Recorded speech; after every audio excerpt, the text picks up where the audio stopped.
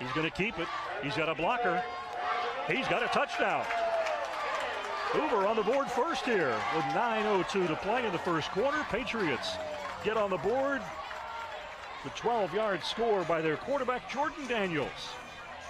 And what a boon this is to the ego. You start out at your own 35-yard line, you take it down, and you have the early lead on a team that's 5-1.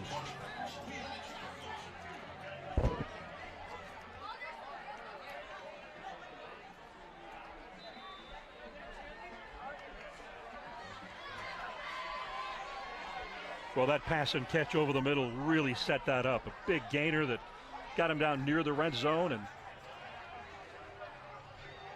Jordan Daniels doing a great job with the keeper that took it down to the 12 and then finishing it off for the score.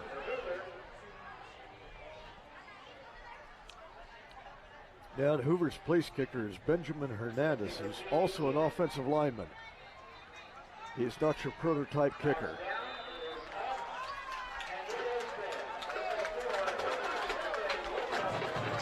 So the extra point good, and the Patriots take an early 7-0 lead here. And you can also hear the noise coming up from their Rooter section directly beneath us. You know, Dan, look at Hoover's kicker. When you see a young man that's not a real tall offensive lineman, this goes back to one of Hoover's kickers. I'm going to give a shout out to James Gallardo. He played on one of Pat Plummer's teams in the early 90s. And he started out as an offensive lineman and became a prolific kicker.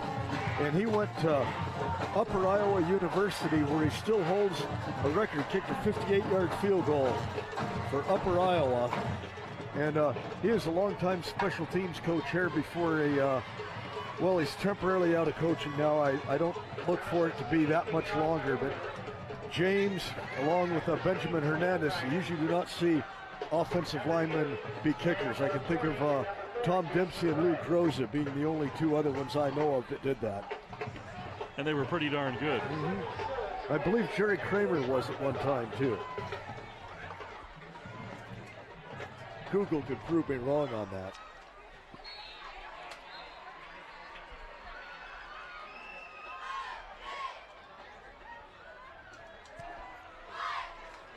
Line drive kick that scoots past the two Roosevelt return men into the end zone, and it is automatically waved for a touchback, even though the returner wanted to bring it out. So the ball will be brought out to the 20, where the Riders will start their first drive of the night as we await the offense of the Roosevelt Rough Riders. I enjoyed that line drive kickoff.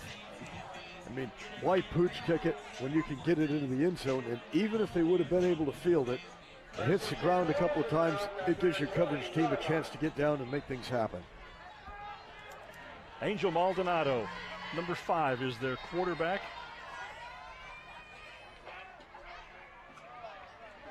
In motion, Greg Armstrong. And we've got a penalty flag.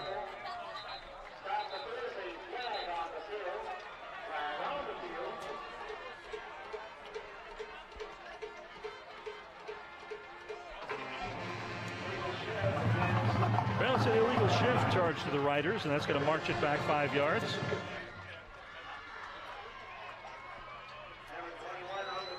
Yeah, you had all kinds of movement on there. I wasn't sure which way that was going to go. First down.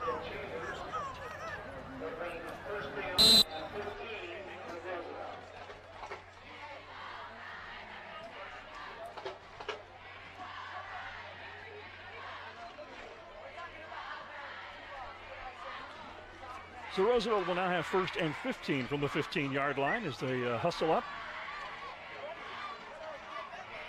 Give going to Chambers. And he has made up plenty of that yardage back. Brought it out to about the 25-yard line. Although Chambers doesn't have a lot of blasting power, I think he goes about 160, 165 pounds. He's shifty. He can make things happen. He can go through the tackles, and they like to get him on the outside. He was very impressive tailback for the Rough Riders last year. He was kind of a change of a pace to Maxwell, who was more of a basher. 2nd and 6 from the Riders' own 24-yard line. Sounds like the hard cadence managed to draw the Patriots off.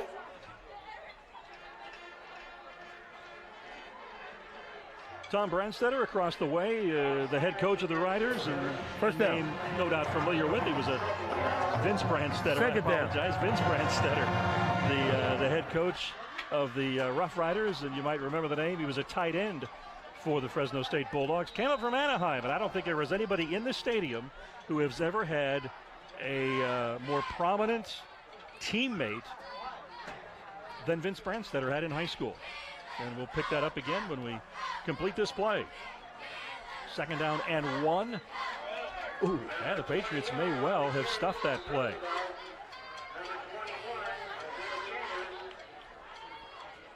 Okay, now we hear the rest of the story. Well, in high school, Vince Branstetter was teammate of someone who has gone on to tremendous success, if not fame and glory, that being Tiger Woods at Western High School in Anaheim.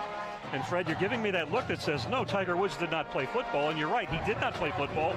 But Vince Branstetter played golf on the Western High team down in Anaheim before he came up to play for Fresno State. And he still loves to play golf. I had no idea. But he did tell me years ago that the Tiger carried the team. Not the clubs, but the team, right?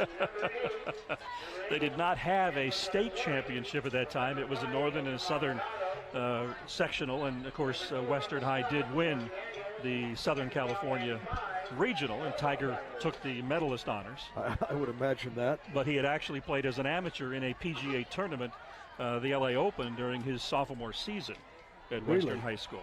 He was 16 years old when he played in his first PGA event. But back to football here. Riders with 2nd and 5 from their own 36. Give again going to Chambers off left tackle. And boy, he muscles his way up right around the first down marker. The officials have not said it's a first down yet, but the guys working the sticks started to move before getting the signal to do so, and their judgment was right. It is indeed a first down for the Roosevelt High Rough Riders.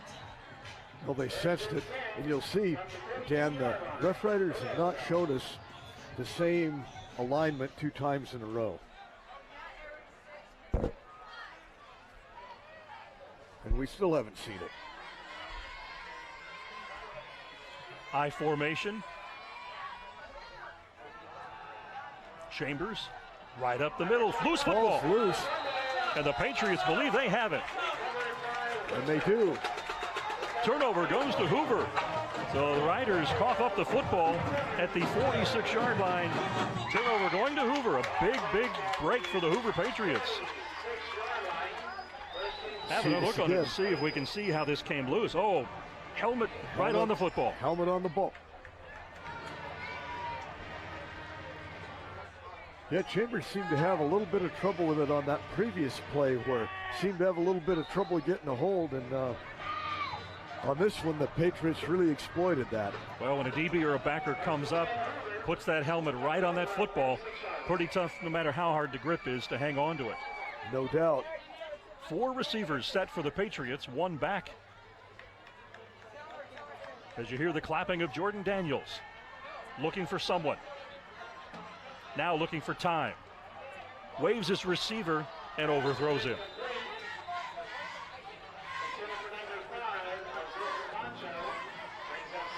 Tried to hit Camacho out there, number 5, going down the near sideline, but overthrew him. As you saw, he was trying to wave him to get separation from the defensive back. So far, I know we're early, but the Patriot offensive line is doing a lot better than I expected, holding Roosevelt out, because they were really overwhelmed by Fresno High last week. Score 7-0 Hoover. 6 minutes, 11 seconds to play here in the first quarter from McLane Stadium. Blitz. Patriots get the pass off, and now with a little bit of a spin move, picks up about 4 yards off of it.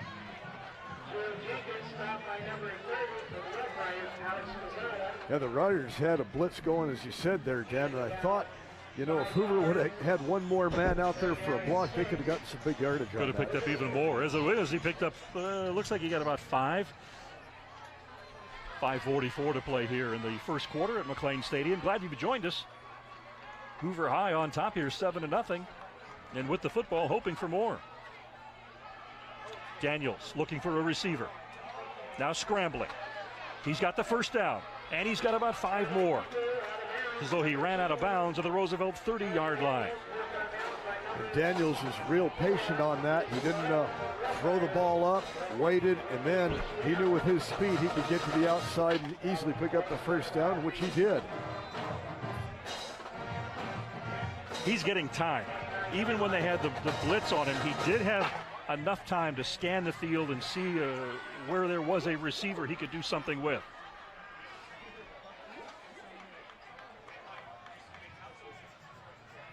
He's going to keep it. He's looking for a block. And it looks like he'll be driven out of bounds for a loss of maybe 2 yards. And when he was tackled, there were 9 Rough Riders within a few yards of the football. That's one of the things with the Rough Rider defense. Defensive coordinator Jim Conley, he has guys on the ball. They go to the football. This has been his style, being an old Sanger Apache. And there they all are.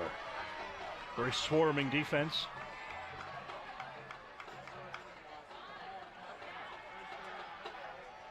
Overthrows a receiver in the near sideline. That will bring up 3rd down. So 3rd down and 11. Even if Camacho brings that pass in, that was going to go nowhere.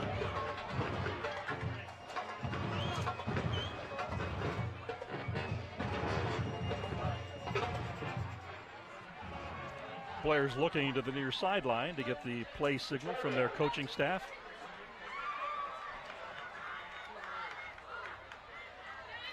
Daniels over the middle again. He's got an open receiver and right through his arms.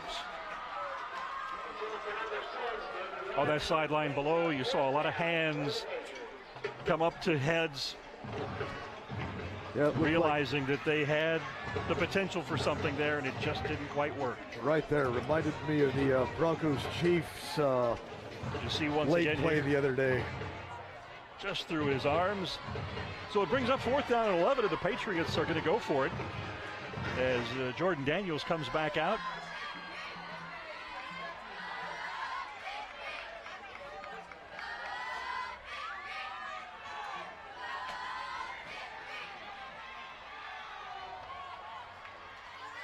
Looks as though that ball may have been intercepted. No, he was out of bounds, incomplete. So on downs, the ball will be turned over to the Riders as their defense stiffens and averts any further trouble. Roosevelt trailing here 7-0, 4:27 to play in the first quarter of action from McLane Stadium. Dan Taylor with the coach Fred Clark here, bringing high school football to you on CMAC. Well, the Rough Riders were fortunate that play was not intercepted. It would have come out to the 20-yard line. Now they get the ball at the 30. But I mean, it's just the nature of the game. When it's coming, you're trying to catch it. You don't think, hey, just bat it down now. You get caught up in the heat of the moment. So 1st and 10 for Roosevelt at their own 30-yard line. In motion, Greg Armstrong. Officials blow this one dead. And we have a timeout called. It's taken by the Rough Riders. So Fred, anything excite you or interest you, or I should actually say surprise you thus far in the first quarter? I'm totally shocked. I am shocked. I really, I thought the Rough Riders, 10 minutes into the game, would have a 2-touchdown lead. I thought it was going to be 4 touchdowns at halftime, and we'd been real close to playing with a running clock a lot of the second half. There you see that 4th down try. And the Roosevelt defender just out of bounds when he brought that ball down. Clearly. But you're right. Coaches have to teach him to swat it. Yep. On 4th down, swat it away. Absolutely. Absolutely. Of course, unless you're in a pick six situation, then you go for it. No, this really surprises me, Dan. And if Hoover would have scored able to put points on the board, not necessarily a touchdown, but even 3, that would have been a huge thing for him this early in the game. So 1st and 10 Riders from their own 30-yard line. Again, Armstrong in motion.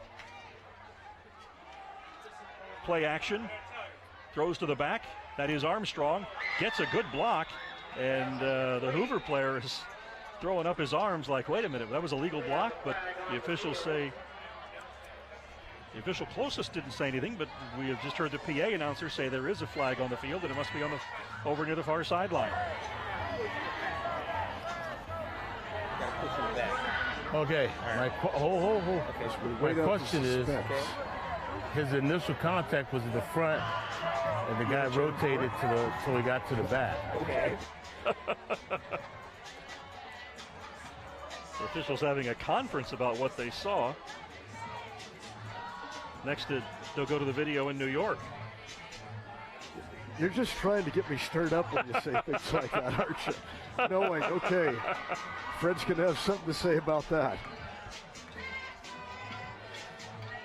No flag. Now they're taking the flag. No flag.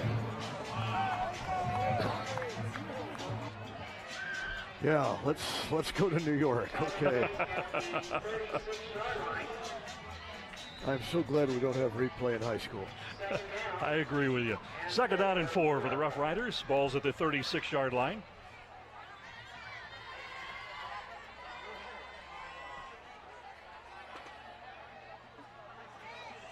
Give goes to Chambers, and he is brought down. Looks though may have a loss of a yard, and it looks like we may have a penalty marched off against the Riders. A little extracurricular activity there. Yeah, we're definitely having unsportsmanlike conduct at the end of the play. It's going to cost the Riders 15.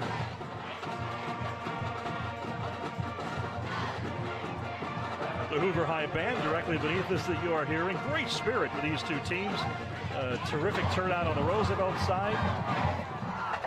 As you see, dead ball. We go to personal foul. Unsportsmanlike. Here. Again, this is the biggest Rough Rider crowd that I've, again, seen in recent memory, and that includes the pig games. 5-1 records will do that. Yeah, it was certainly impressive. The signage that the classes have put up, of course, one at about the 25-yard line in memory of Joe Spino. Terrific guy. Joe passed away recently at the age of 90. Longtime principal at Roosevelt High School and commissioner of the northern section of the California Interscholastic Federation. 2nd down and 20 from the 20-yard line. Giddens in motion, looking to go to the air. Firing, he's got a wide open receiver, caught at midfield and now trying to free himself from the defender, dragging the defender to the 26-yard line. Big play for the Riders. We're going to have to see that one again. I mean, that was a good 10-yard drag after he caught the ball.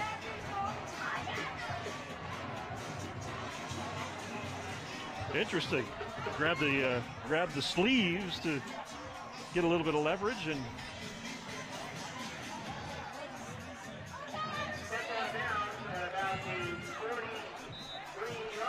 after all of that, he stepped out of bounds about 15 yards backfield. There's the give to Chambers. Brought down to the backfield, loses 2. Correction, that was Giddens. Good penetration by the Patriots.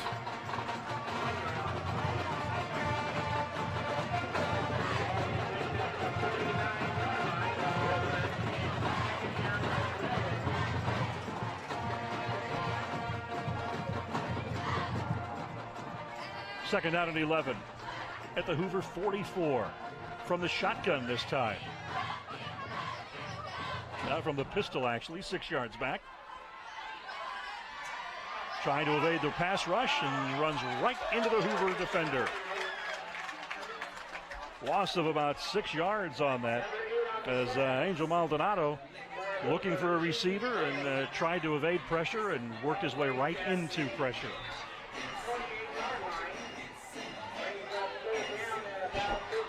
And the Patriots are just playing with abandon, Dan. Check this out. I am impressed by this. That was Joseph Smith. Big Joseph Smith. He's one of their bigger players for the Patriots, defensive lineman. And a tight end. 3rd and 15. Maldonado going to go to the air if he can. Now he's got a couple of Hoover pass rushers right on his back, and one brought him down. Back-to-back sacks by the Patriots. Lupari Allo, the defensive tackle who brought him down. Brings up a 4th and 18. And their first punt of the evening.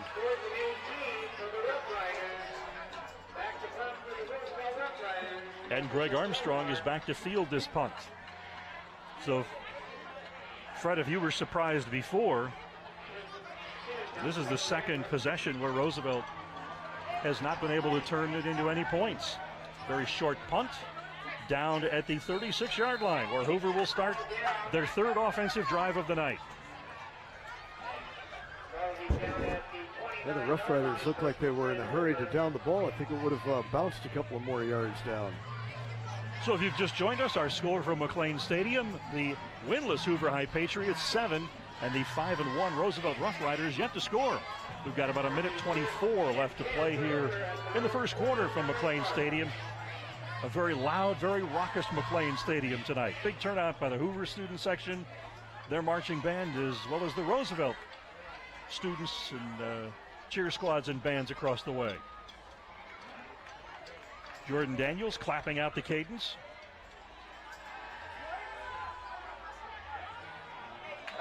Swings it out, and I think that receiver saw that defender coming at him pretty quickly. Yeah, he didn't look like he stayed totally extended on that. A little bit difficult to maintain concentration when you've got a guy coming at you like a track star. Yeah, and then you got somebody else behind him. Absolutely.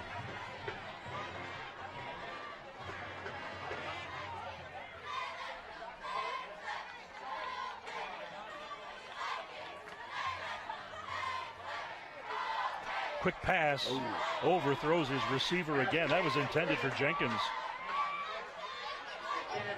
I've got to think that there's a point where Jordan Daniels has the green light and where he really wants that green light to just take off out of the pocket. Yeah, this when they had their second possession down here a couple of times, he had got one good run when they had an empty backfield, and there was another situation. I think it was the 3rd and 10.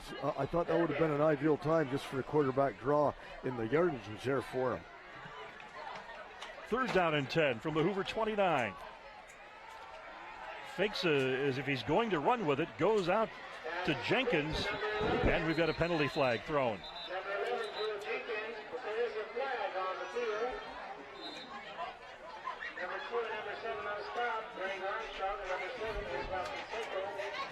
So picks up about 3 yards, as you'll see again.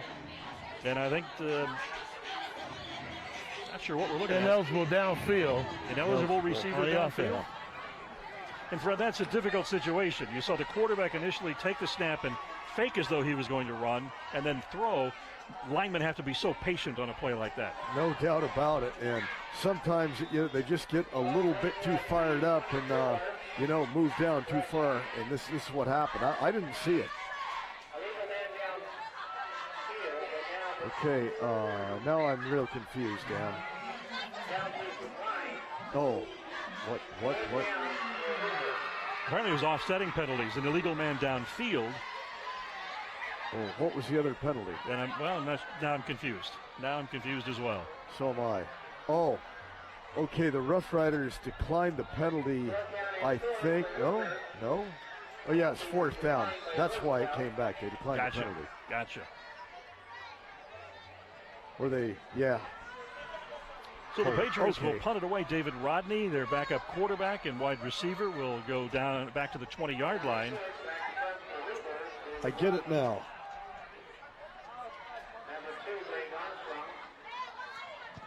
Uh-oh. That was not a good punt. Comes toward the near sideline and bounces out of bounds at the Roosevelt 49-yard line. Well, we had a 15-yard punt.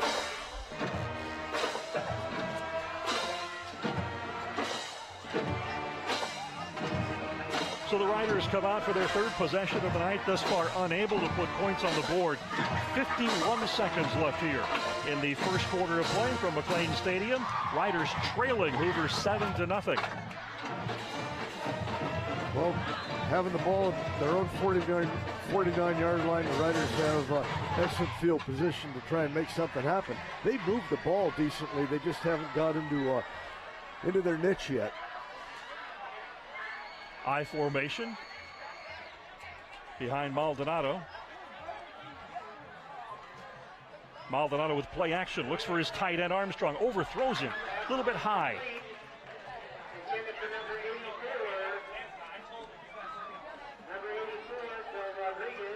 Yeah, Rodriguez, he had a little bit of running room, and at 6'1" and 245 pounds, he may have been able to rumble for a while. Indeed, that was Rodriguez, the tight end, in there on that play. And he is disgusted with himself, as we see on the replay.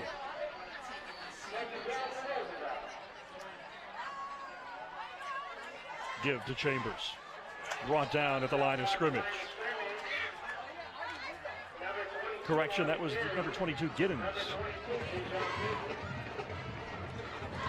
And so far, the Patriots seem to have an answer for everything that Roosevelt's doing. And Roosevelt is not an easy team to prepare for because they give you so many different formations and so many looks.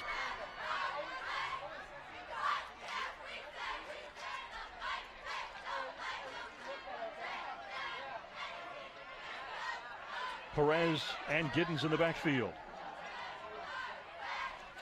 Oh, did he manage to convince Hoover to jump? Yeah, I think they would call that on the page. I don't know if I would agree with that. I don't know if he got over the line back. or not. Yeah.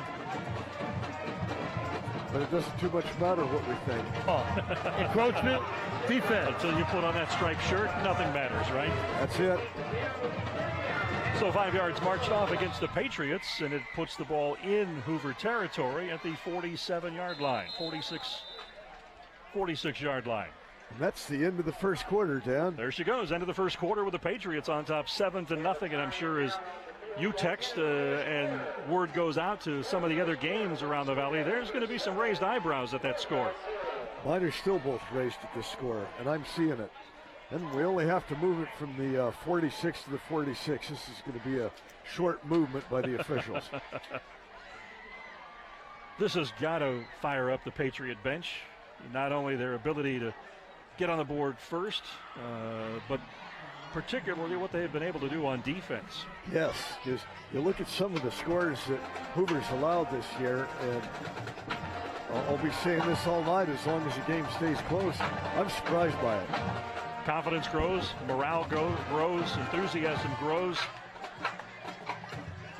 And the Patriots, they have a couple of winnable games left on their schedule. Okay, yeah, this is where he stepped out of bounds.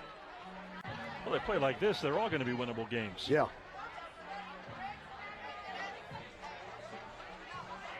So we prepared to begin the second quarter of play here from McLane Stadium. Hoover on top over Roosevelt 7-0. Glad you have joined us here on CMAC, whether it's on Channel 99 on your AT&T system or Channel 94 on Comcast or on YouTube or the CMAC Facebook page.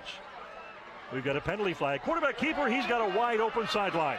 There goes Maldonado down the sideline, ridden out of bounds at the 12-yard line. It may be coming back. Yeah, you can tell by the way the officials are waving their flag, their arms there. This is probably going to be coming back. And the Hoover coaching staff pointing back toward midfield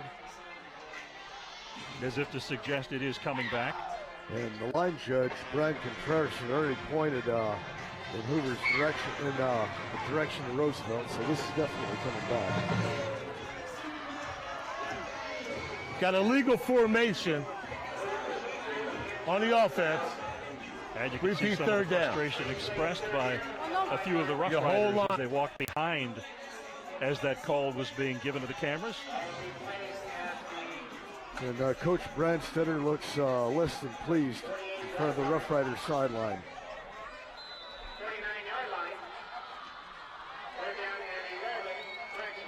But that play action worked to perfection. Maldonado completely fooled the Hoover defense, had the entire sideline to himself until he was ridden out of bounds down at the 12, but it was all for naught. So down the road in this game, we'll likely see that play called again. 3rd down. Maldonado looking to go to the air. Big pass rush brings him down again. 3rd sack of the night by the Patriot defensive line. And good coverage by Hoover's DBs, Dan. That was Big Joseph Smith once again for the Patriots. You know, when you see something like this, see, this is a good coverage sack. Maldonado had time.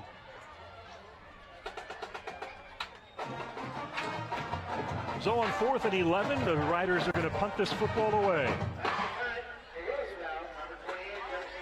That's Jordan Daniels, the deep man, if the punt gets that far. It's not going to. Nope. It'll bounce at the 30 and roll dead. Now it's curling back. It's going to roll dead at the 27-yard line, where Hoover will begin possession in the second quarter, their first of this quarter, leading 7-0. 10:47 to play here from McLane Stadium. Dan, here's my band observation of the game. Hoover's band was really loud and very, they were very precision, and some of the instruments say Fresno State on them. You know, the drums say Fresno State Bulldogs on there, and that does not, those look like old high school students. At halftime, I'm going to do some band investigation.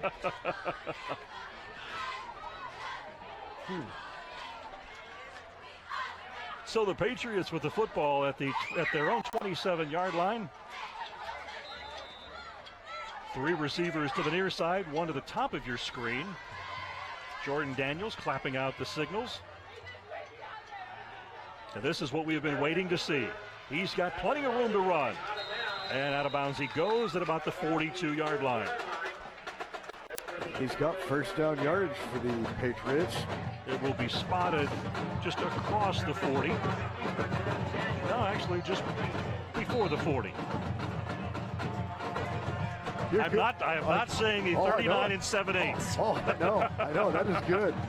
You are good. 3 years and it's finally been ingrained. So 1st and 10 for the Patriots. Nose of the football at the 40-yard line. Here he goes again, same play. And 10 more yards for the Patriots. This left side of the Patriots offensive line, they're really doing their job. Let's check this out again. I think his coaches are going to tell him to shift that ball to the left arm for protection, but it does cross midfield into Roosevelt territory. Nose of the ball now at the 49, the Riders' 49-yard line. 1st and 10 for the Patriots. Their 3rd on this drive. And this time the Riders leave a player to spy that out. Daniels, he cuts it back, and there he goes. Jordan Daniels.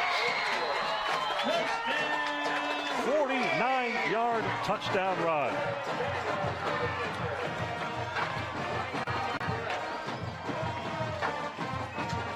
Let's take a look at it, because they put a backer out to try and prevent that, and he cut right back where there was a seam in the middle, and off he went to the races. Yeah, for every action, there's a reaction. Jordan Daniels with his 2nd touchdown of the night.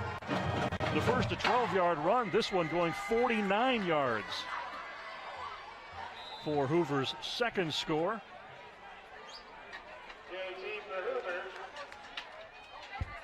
As they do come out in the muddle huddle again, one of Fred Clark's favorites. I like it. We can see Benjamin Hernandez attempt an extra point. The young man has some leg.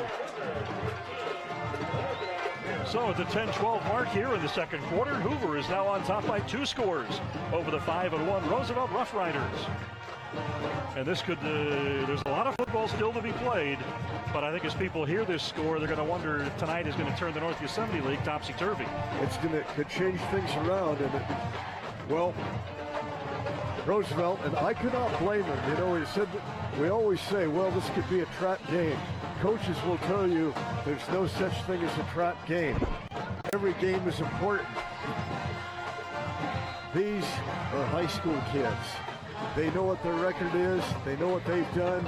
They know what their opponents have done. You're going to think we're going to go in there, we're going to win this game 52-0. And when you have that attitude, when you're suddenly down, it's hard to get it back together collectively. This is a difficult thing. The Rough Riders need to make a statement on this possession. But it is human nature to look at the standings and see your opponent is 0-6, and maybe you don't have your best week of practice. Not saying that that's the case that's happened at Roosevelt, but we've seen cases of it historically happening in the game. Well, we witnessed this a couple of weeks ago when McLane came in undefeated to play a Dos Palos team. Dos Palos cleaned their clock, and now they're on a run. Fielded at about the 10-yard line. Looking for room to run, and brings it up to about the 18. Patriots with very good kickoff coverage there. And the Riders will have to start this drive from inside their own 20-yard line. A lot of optimism and handshakes on the Patriots sidelines right now, Dan. Exactly 10 minutes to go in the half. Well, when the offense was on the field last, the defense was under the awning down at the 25-yard line, and you can see they've got a computer down there. No doubt they were taking a look at some video of what Roosevelt was doing. Yeah, I remember back, I'm not close to 40 years ago, we were breaking down grainy black and white 8mm, and now you can have the game on a television in front of the whole unit right there. The play that just happened, you can analyze it and check it out. I'm not saying I went to Hoover a long time ago, but I seem to remember them chiseling out plays on tablets. Almost. That was a few years ago. When you first said that, Dan, I'm thinking they didn't have tablets back then. You were thinking of the Flintstone type tablets. There, now you're catching on there. Oh, I caught on. It just took me a while to do it. Tablets.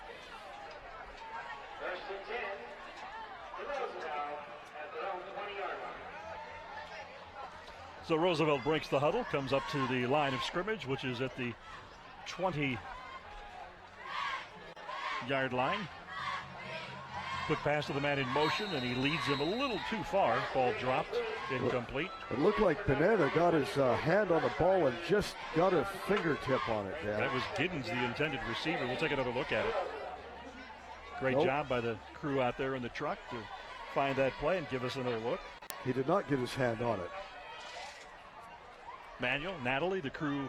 And tonight we have a crew from Roosevelt High School. As we have shared with you in the past, CMAC is about education and providing opportunities for people in the community to learn, and working with a number of high schools that have video production programs.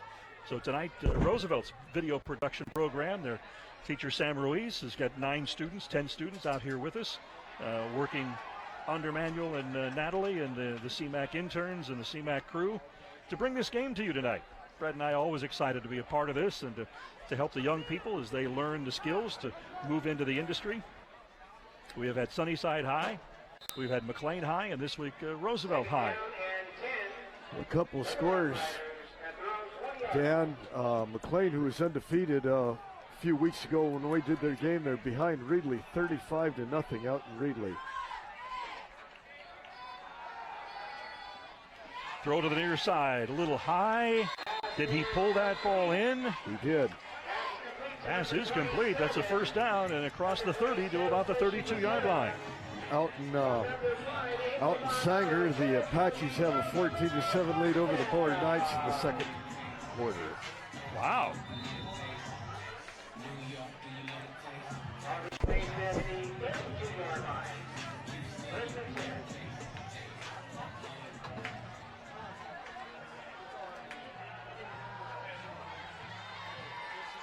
Up the middle. Took up about 4, maybe 5. Those were some tough yards. He kept churning his legs. Looked like a couple of Patriots had a hold of him. They just kept falling forward. And that's the key. Just keep the legs moving. And that's why you look at the defense and you say, wrap them up low. Wrap and roll. Get them low.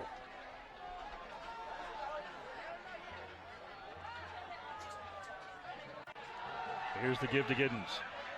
trying to get around the far end. He does. Looking to cut back, pick up a few extra yards. He's across midfield and out of bounds. He steps at the 42-yard line. That was a quick spin Gittens had on that, too. That was. Did a great job getting around that far end and picking up some big yards. Got a couple of good blocks, outran the Hoover defenders.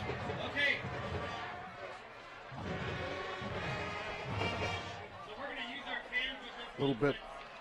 Could have been a holding penalty called there. Well, they do think a Hoover player has a little bit bigger jersey right now. I'll read between the lines on that. 1st and 10 at the Hoover 40 for the Rough Riders. Maldonado wants to take a timeout. Second timeout taken by the Rough Riders this half. So we're at the 8:40 mark of the second quarter, and Hoover sitting on top 14-0 over the 5-1 Roosevelt High Rough Riders. Riders with the ball. They have moved into Hoover territory. 1st and 10 at the Hoover 40-yard line. And the Fresno High Warriors have got a 7-0 lead on the Wildcats out at Sunnyside Stadium.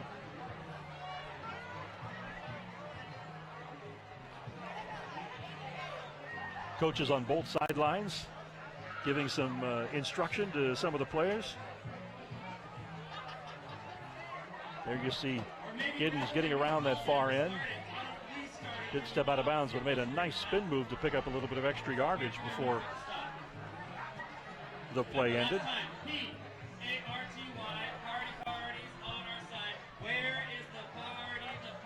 So the huddles break up. The teams are back out on the field. Roosevelt huddling up, waiting for Angel Maldonado, their quarterback, to come in with a play call. 1, 2, 3. An important drive for the Riders.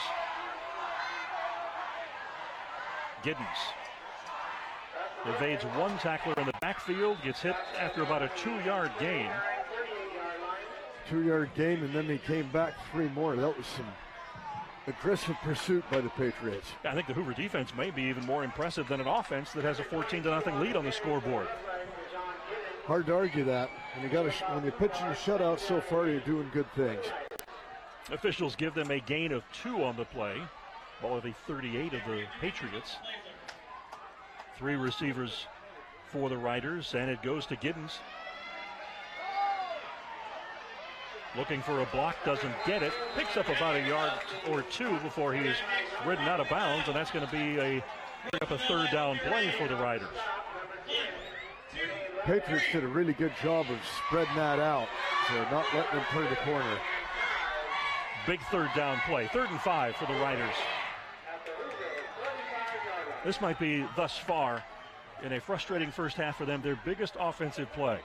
Very important to try to get a first down here, keep this drive going, and try to pull some points out of this drive. They're down by 2 touchdowns. 3 receivers to the top of your screen. Now one goes in motion. Armstrong comes down to the near side, give to Giddens, and he is stopped after about a gain of a yard. Well, so the power run game doesn't produce for them. Not yet. They haven't been able to wear the Patriots down, and if that play was the most important play at the same stage, now this one becomes the most important play. Even more important, because as you see, the Roosevelt offense did not leave the field. They are staying out. Vince Branstetter is going for it on 4th and 4 from the Hoover 34-yard line. Huge play both ways around. They need to push the football across the 30. 2 receivers at the top of your screen, 1 at the bottom. They're looking to go to the air. If he's got a receiver who is unable to pull that ball down, incomplete, and it's turned over to the Hoover Patriots. Yeah. We'll see this again. Very frustrating play. Big Joseph Smith once again almost had him in the grasp. And Rodriguez went to the sideline, one very upset player that he was not able to bring that football in. So the Patriots take over on downs at the 34. Okay. He was at kind of an awkward angle. If he would have caught that in, I don't know if he would have been bought down or not. If he would have been tackled low, he may have been a little bit short. Hard to tell. All speculation at this point. Patriots with 4 receivers. Quarterback's going to keep it to the near side, evades one tackler, Picks up about 3, maybe 4 yards. Penalty flag comes out. Was that a late hit?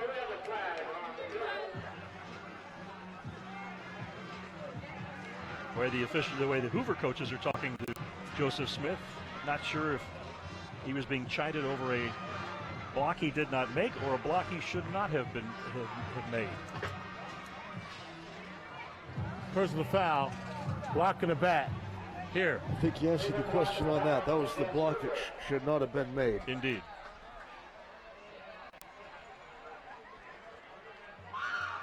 So penalty marched off to the 28-yard line. Patriots pushed 5 yards back. 6:19 to play here until halftime. Roughly 6:17 is what the scoreboard tells us. 1st and 15 from the 28-yard line.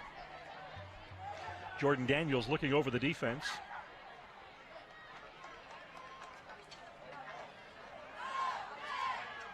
Quick throw, high throw, incomplete throw.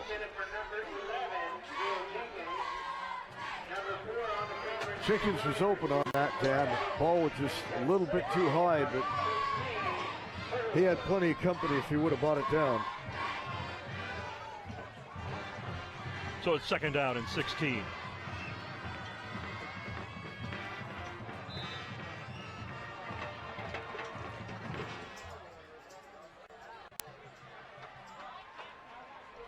Camacho, the back beside Daniels, who was in the pistol formation. I think he wants to keep this one, and he's looking for the seam to open, and he's got the seam, and he's got about the 37-yard line. A very manageable 3rd down play for the Patriots now. And you can see that all the way around. Daniels just biding his time, waiting, and then he saw it and took off.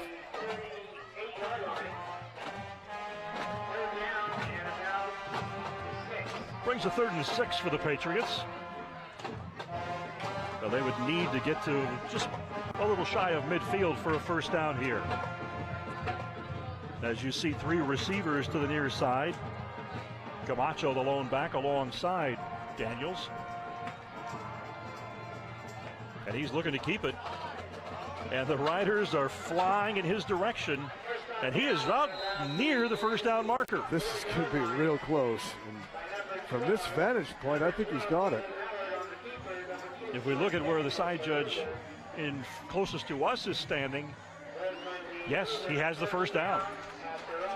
Take another look at it. It was a sprint to that marker. The Rough Riders, Dan, they had that play defense. They had a defense well. Daniels just had too much speed going to the outside. So 1st down for the Patriots at the 49-yard line, their own 49.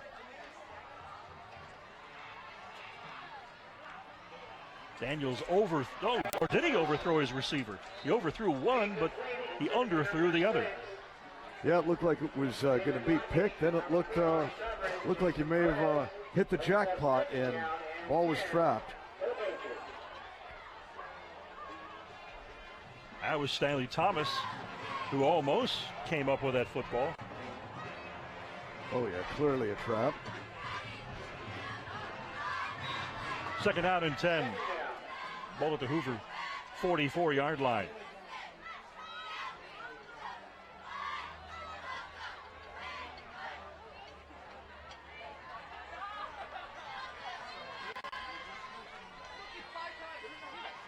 Daniels looks to his left, throws to his right, and a nice gain. And that was David Rodney, the man that he replaced as the Hoover starting quarterback. Rodney now a receiver. You know, Daniels sold that play real nice. He did. As, you know, he looked off and then let the play develop, got the ball over there. 3rd and very manageable again. 3rd and 3. 4.5 minutes left in this 1st half, this very surprising 1st half. Patriots with 3 receivers to the near side. Camacho, the back, alongside Daniels. And the blitz comes. Daniels has the 1st down and then some. He's across the 45 and down to about the Roosevelt 43-yard line. For everything the Rough Riders are throwing at Daniels right now, he has an answer for it.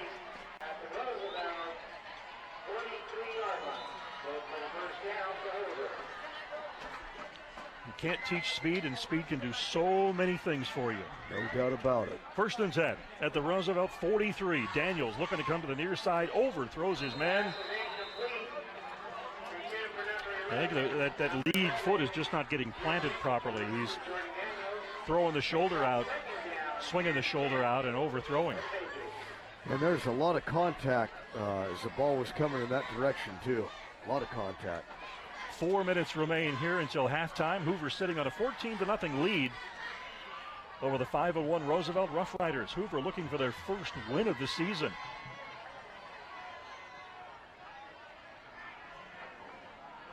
Daniels checking with his line, making sure everybody is on the same page. He evades the blitzer, spins, turns it up. He's got a first down and then some. Daniels down to the 39 or 29-yard line. I continue to be surprised and impressed.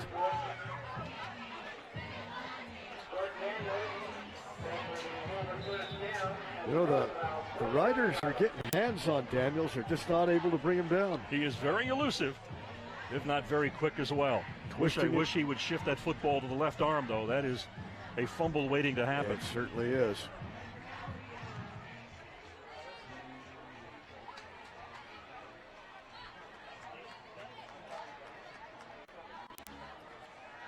Looking to throw. Hit as he throws, wobbly football, and it'll land incomplete. Pressure on the quarterback by number. That was the first time the Rough Riders really got a good hit on him. That was the type of player that he is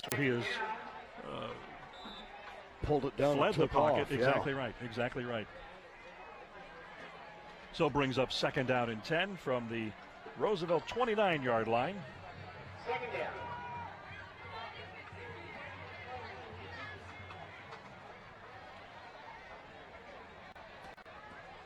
Patriots will empty the backfield. Camacho up in a slot. 3 receivers at the top of your screen, out of your view right now. Daniels looks the field over, brings it down, started to throw. Now he's got a receiver. Camacho. He has a first down. First down distance, but we're going to have a holding penalty, Dan.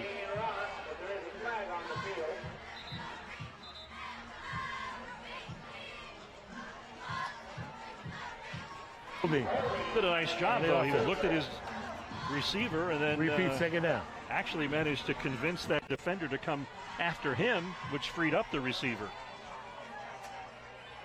That was going to be a win-win for the Patriots. Dan, I've got to point out these retro Reed's root beer that you got are just delicious tonight. Glad you enjoy your compensation. Well, that's going to push it back across the 40, bring the football back to the 42-yard line where it's 2nd and 23. 3 minutes and 7 seconds to play here in the second quarter of action from McLane Stadium. Glad you're with us here on CMAC. Daniels looking, fires. Joseph Smith, and has it been picked off? Was it underthrown and picked off?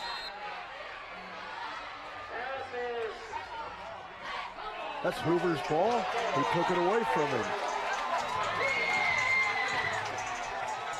Let's see if we've got a good eye on. It was underthrown. It looked like the defender came down with it, but Smith reaching over the defender. He wrestled away from him, but that should have been a Roosevelt ball because they were on the ground and it was taken away from him. But wow, it is what it is. Wow. So the clock begins at 2:47 here in the second quarter. Big break for the Patriots at the 10-yard line. Huge.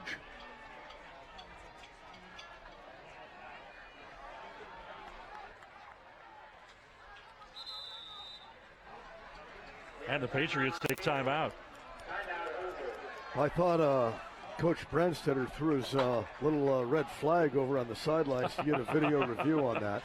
That definitely would have been overturned. Yeah, that was an interesting call. And, of course, Joseph Smith, as tall as he is, reaching around and over the defender, but the ball being underthrown pretty much ended up in the gut of the defender. But they don't have the advantage or disadvantage of the replay. Let's see this one more time.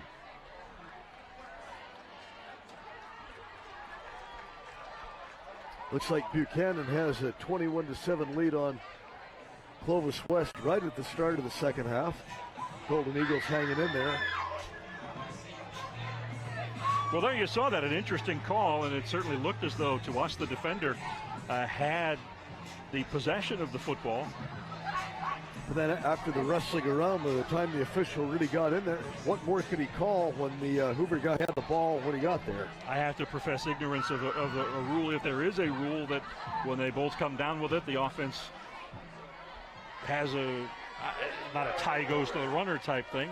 I don't know. Possible. But there's probably someone listening that thinks I'm an idiot for not knowing that and is hollering at me on his television screen. Well, we're 0 for 2 then, because I don't either. And I thought it was clearly a pick. Daniels trying to go up the middle, and he is swarmed under.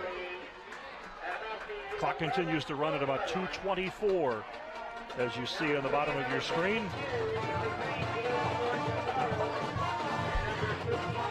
Patriots up by 2 touchdowns and want to add some more points before they go to the locker room here. Well, they're positioned right now to at least get a 3 on here if they can keep this up. Second down and 11. Ball is at the 11. It's one of the few times the Rough Riders line has overwhelmed the Patriots. Again, 3 receivers. You're not able to see them at the right of your screen. Camacho there, number 5, the lone back, alongside number 2, Jordan Daniels. They're looking to the official. And the official is pointing to the Roosevelt bench. Not sure if he is hearing it from someone on the bench and telling them to, okay, you've made your point now. Scoreboard showing a minute 45 here. A minute 46. Daniels looking. He's got some room if he chooses to take it. And he's got a receiver, Joseph Smith again, unable to pull the ball in. Boy, Smith has a big advantage over there in height, doesn't he? And clearly that's what Hoover wants to take advantage of. Third down and 11 for the Patriots. 3rd and goal from the 11-yard line. Smith comes off as we take another look at it. As he looked the field and he wanted to take advantage of that height advantage. Smith tipped it, but not able to get back and gain possession of that. 3rd and goal from the 11-yard line. Yeah, Daniels had some room to run on that last play too. Uh-oh.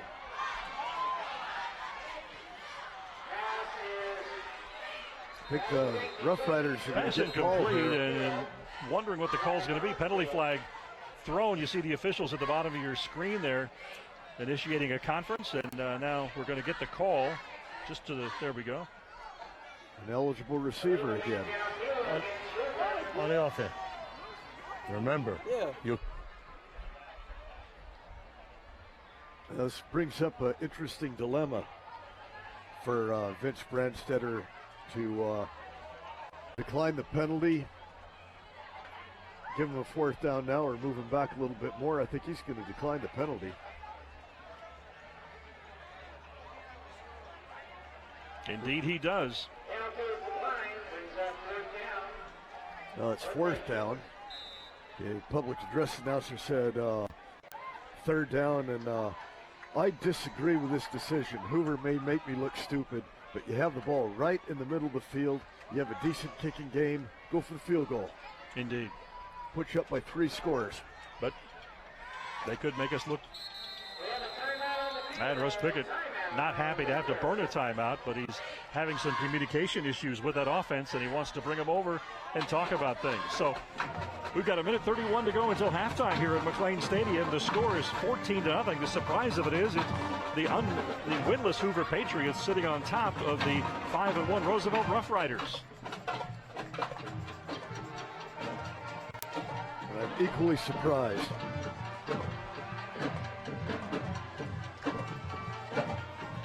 Yeah, Dan, that matchup with Smith for Hoover, that big tight end, I don't know how tall he is, but I'm guessing he's about 6'3" or 6'4".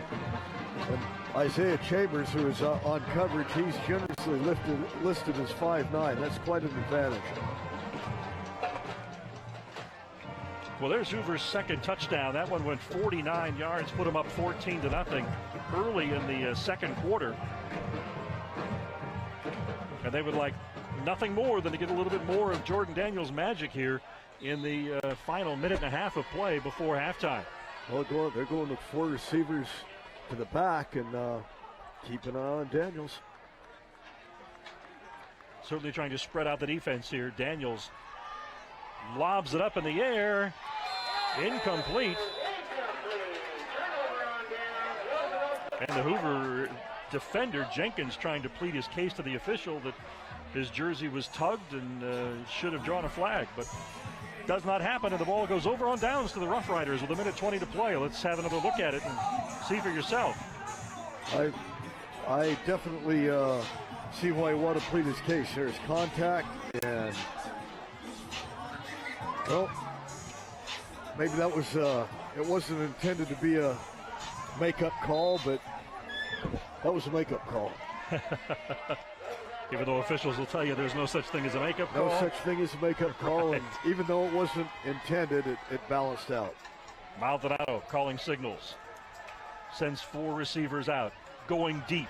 He's got a man. He's got the ball in his mitts, and it's knocked out by the Hoover defenders as he crossed midfield.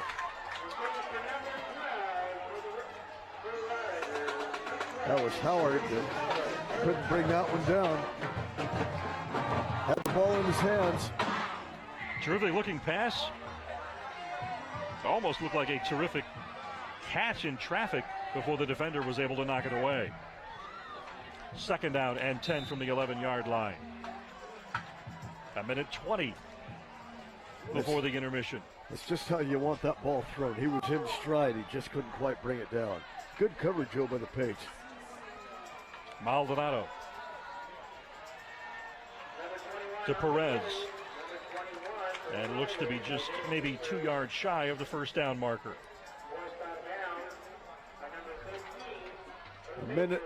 12 seconds. 12 seconds. You know that scoreboard that we have, Dan, I've fussed and moaned and groaned about that for a number of years.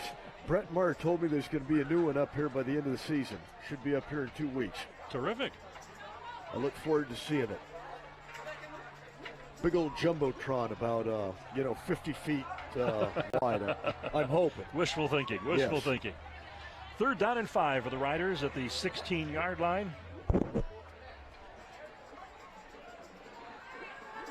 Maldonado finds his receiver. 1st down yardage, knocked out of bounds just shy of the 30.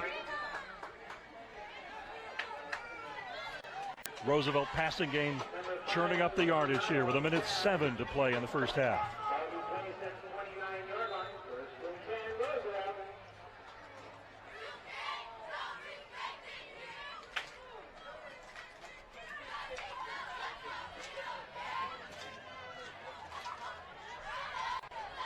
There's another look at the catch.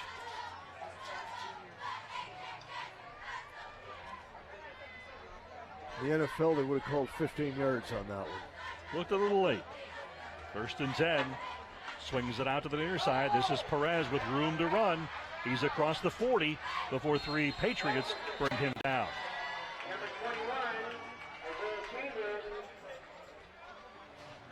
As you alluded to earlier, Dan, Hoover's defense is a real surprise tonight. They've given up gobs of points tonight, and they're giving up yards very grudgingly right now. Correction, that was Chambers on the reception and the pickup. So another 1st down for the Riders. Ball at the 42-yard line. Vince Branstetter pleading with that offense to pick up the pace here. He wants them up at the line quick. Deep ball, but it's going to be out of bounds.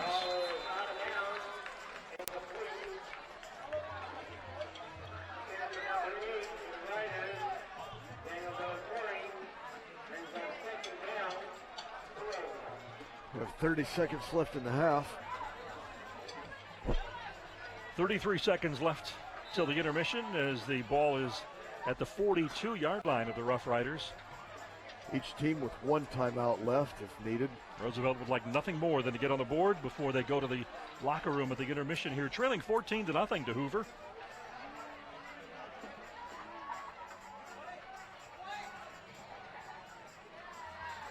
Penalty flag flies. And that's Big Joseph Smith. Football knocked out of his hands. Patriots land on the football at the 36-yard line. I think we're going to have a face mask on Hoover, too, on that tackle. Let's see it again.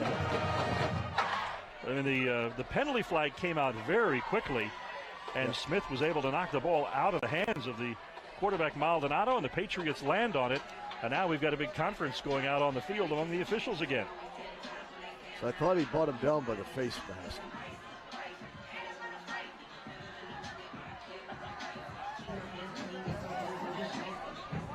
You got personal foul, face mask on the defense. You got illegal formation on the offense. They offset. Replay second down. So there you see it, offsetting penalties. The face mask against the Patriots, the procedure penalty against the Rough Riders. And that will bring up a 2nd and 10 from the 42-yard line. Big break for the Rough Riders, managing to hang on to the football with 25 seconds left here in the first half of play from McLane Stadium. Yeah, I'll go even up with a face mask on an illegal procedure anytime. Smith again busts free, and it's actually two of his teammates that are able to get to the Maldonado and bring him down. That Hoover pass rush has been tremendous tonight. 11 seconds left on the clock. We have a timeout by Roosevelt.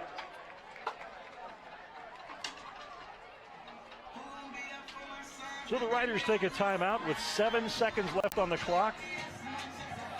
Now Branstetter's out on the field now. He's, he wants a little bit more time put on the clock. I think he called timeout. Okay, I think looks like the officials are asking for that very thing. Yeah, 15 seconds. He was jumping up and down, calling for the timeout over there quite a while, well before the clock was stopped. So they are going to ask that 15 seconds be the time left on the clock in the first half of play. Two teams, as you see, around their coaching staffs, getting final instructions for what will likely be the final play of the first half. Well, they're going to have to stretch that out a heck of a long time to make 15 seconds the last play. Last couple of plays have eaten up quite a lot of time. Yes, they have. And when you've got Joseph Smith chasing you down in the backfield, that'll eat up a lot of clock. And you know, Dan, Hoover, I just can't say enough about what I've seen with Hoover's defense tonight. They've overwhelmed Roosevelt's offensive line. And Roosevelt's been playing some physical football. Well, something is eating at the Roosevelt coaching staff. Big Joe Shy over there talking to the official.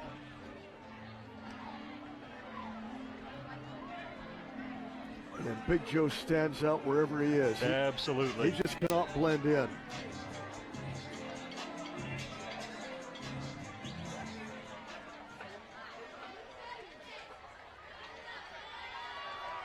So 3rd down and 14. Ball at the Roosevelt 38-yard line. 15 seconds on the clock before halftime. Maldonado from the pistol. Camacho alongside of him. For correction. Giddens, quick pass, complete. Looks as though the receiver was able to maneuver his way across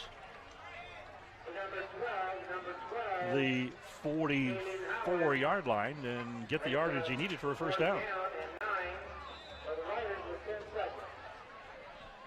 Well, 4th down play in 10 seconds. That one took 5. They're going to stick with it here. It looked like Hoover had a man in Roosevelt's huddle. Maldonado. Oh, sacked, and down he goes. Now, all the way back to the 28-yard line. And that time has expired. That's it. So that wraps up the first half of play from McLane Stadium tonight. And it has been a very surprising first half of play, with the Hoover Patriots sitting on top by a score of 14-0 over the 5-1 Roosevelt Rough Riders. Can't say enough about this, Dan. 14-0, just a total shock. Biggest surprise to me of the season so far. 5 quarterback sacks by the Hoover defensive front. So very impressive effort thus far. And we will be back with much, much more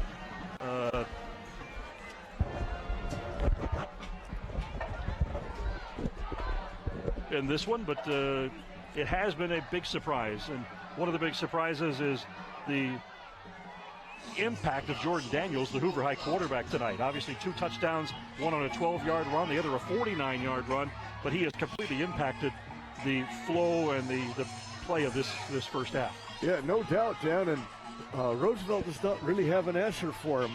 They've been reading the adjustments that Roosevelt's made, and they've exploited, and they've pounced on him, and his speed has just been too much so far. Roosevelt's going to have to go in, hit the board real quick, get remotivated and come out. They're going to have to contain him if they want to have a chance of winning this game tonight. Maybe even more surprising has been the pass rush by that Hoover High defensive front. Big Joseph Smith has been all over Maldonado, and 5 quarterback sacks thus far in the first half. Very uncharacteristic. And I've seen both these teams play, and I'm still flabbergasted. Go figure. Well, we've got a lot more football to play in the second half, and we will be back with that after all of this. School and even in public. Most students are being bullied, have nobody to go to about the situation, meaning there's a disconnection with adults and the youth, causing the newer generation to feel low. Surrounding yourself with positivity can change how you see life, and this can cause a dramatic change in society and be the cause to less bullying.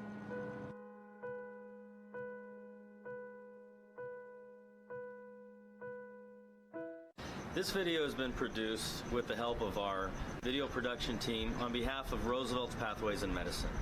We look forward to seeing all runners at Woodward Park on October 12th. Thank you very much. Hey runners, the Rough Rider event is coming up, and here are some health tips for you. Good healthy nutrition is important for athletes. Proper nutrition is the fuel to help your body, which will lead to better performance. Safety hazards are a major factor when it comes to sports. At Woodward Park, they have hills, holes, and some rocky areas, along with many uneven surfaces. In order to avoid a hazardous event, runners need to wear appropriate running shoes to prevent slipping and falling. These falls could lead to potential injuries, such as sprains, scrapes, or even something worse. Some current health issues you should be aware of is the air quality in the Central Valley. The fires that have happened have caused multiple air pollution issues that runners need to be aware of. Asthmatics need to make sure they bring their medication with them, so if there's an issue, they are prepared to handle anything breathing-wise and be able to perform their best on the course. At the Rough Rider Invitational, we will have people there to help you. Our athletic trainer, athletic training students, as well as our administration are there to help you in case an emergency happens. Please, coaches, tell your athletes to come to our trainer's tent located near the start and finish line with any medical needs you may have.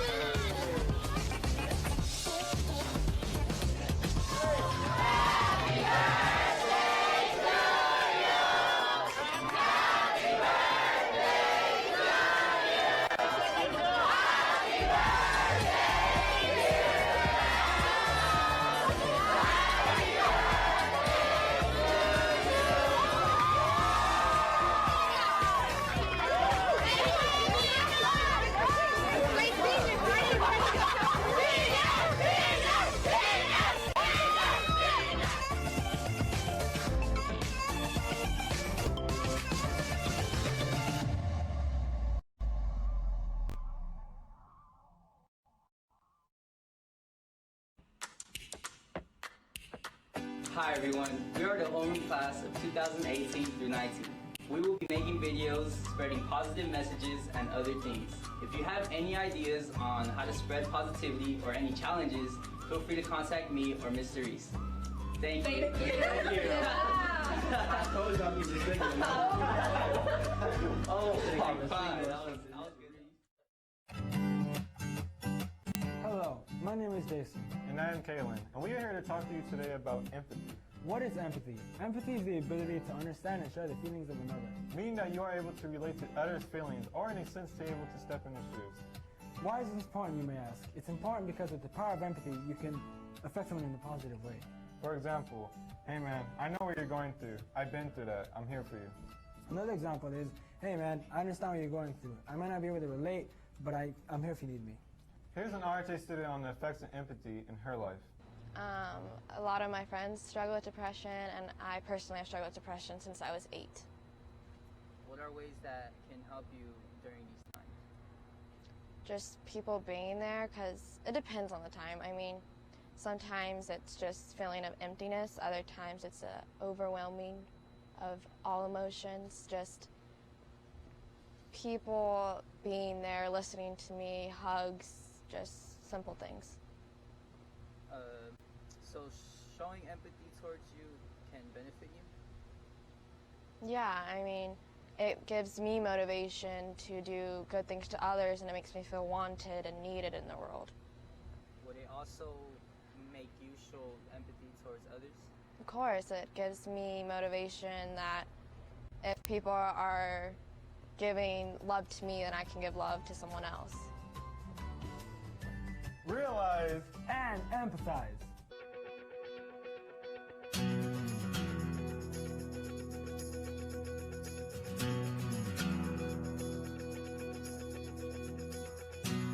CMAC empowers the members of the community to tell their story by offering them the opportunity to learn how to use video equipment, how to use the facilities we have to offer. CMAC is an organization that is devoted to allowing people to tell their stories. 99% of those organizations and individuals that have stories to tell have never been able to do it because they couldn't afford to.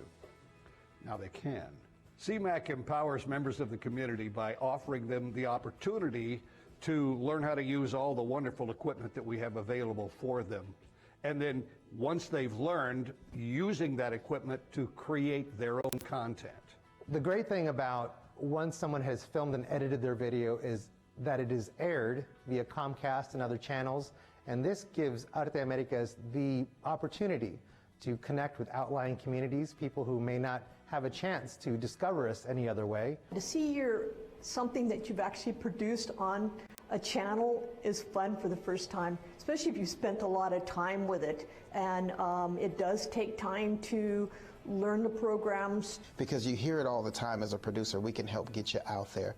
But this is the real deal. There is no gimmicks, there are no type of games that they play. You produce the content, you follow the guidelines, it will air to the community and be an inspiration to the community. CMAC is here to provide that venue.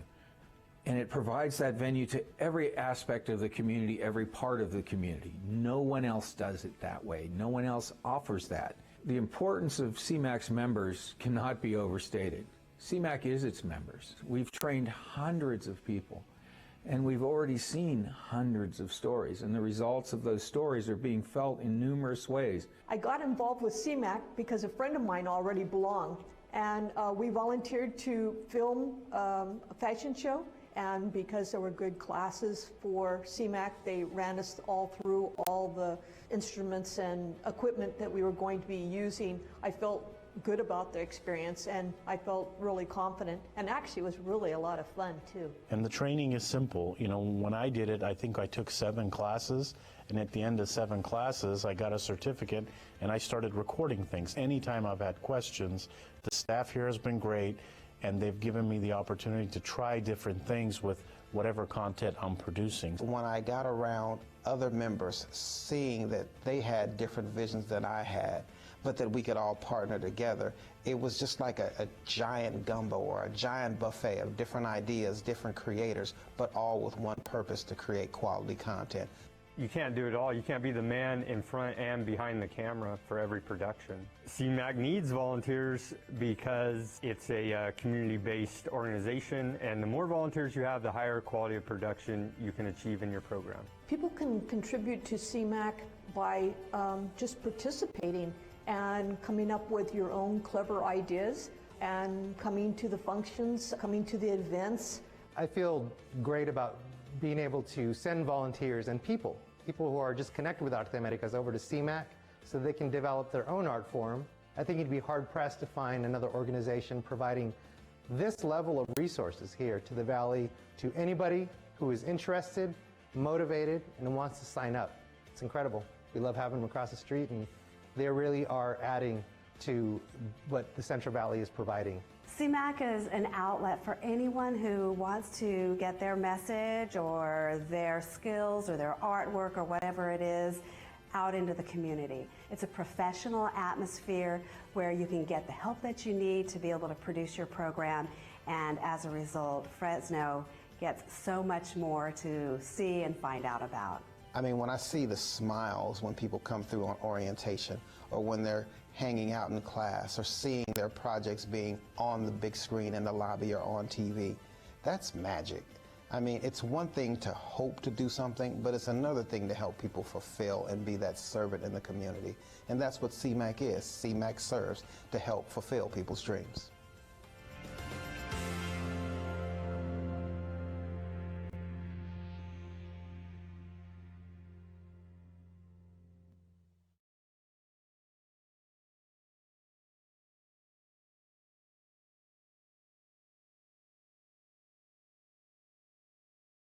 Can you help me with this? My new dad teaches me all kinds of stuff. Sure. He helps me with homework. That would be 3.6795. Thanks. Yep. He helps me with my decision making. I wouldn't use this one. Ever. And he's even teaching me how to drive. And that's why cars have bumpers. I'm learning so much. You don't have to be perfect to be a perfect parent. Thousands of kids in foster care will take you just as you are. Everywhere that we go, he makes people laugh and makes people smile, and I feel like I have that quality. He's the one who always takes me fishing. I watch golf with him. I watch him cook, because when I grow up, I want to be a cook too. We have the same faces like this. Dad is the one, when you fall, that picks you up. That unconditional sense of presence and reassurance is really what makes him my father. Todd's a great guy. I mean, look at him. What a sweetheart. Attaboy. Wait, Todd, what are you doing? How totally selfish and un-Todd-like of you. Come on, Todd. Come on, man. Cinderella found the pet that fits her perfectly. Tiana gave her pet the royal treatment. Belle found beauty where no one else did. And you can too. Share your heart. Share your love. Bring home your forever friend. Make a shelter pet part of your world. Happily Ever After begins at theshelterpetproject.org. So, I just moved in with his family, and it's embarrassing. The little one, he likes to go outside and crawl around in the giant litter box. I don't know what he's doing. I mean, I was born and I knew how to use the litter box. Look at that! That's disgusting! Oh, poop already! You're making me nervous. Oh, okay, I can't look at this anymore. I really hope he grows out of this, for his sake. For more than 100 years, American Humane Association has been teaching kids to be kind to animals. Those in our homes, on the farms, on the silver screen, and wildlife conservation, caring for the world's vanishing creatures. But we can't do it alone.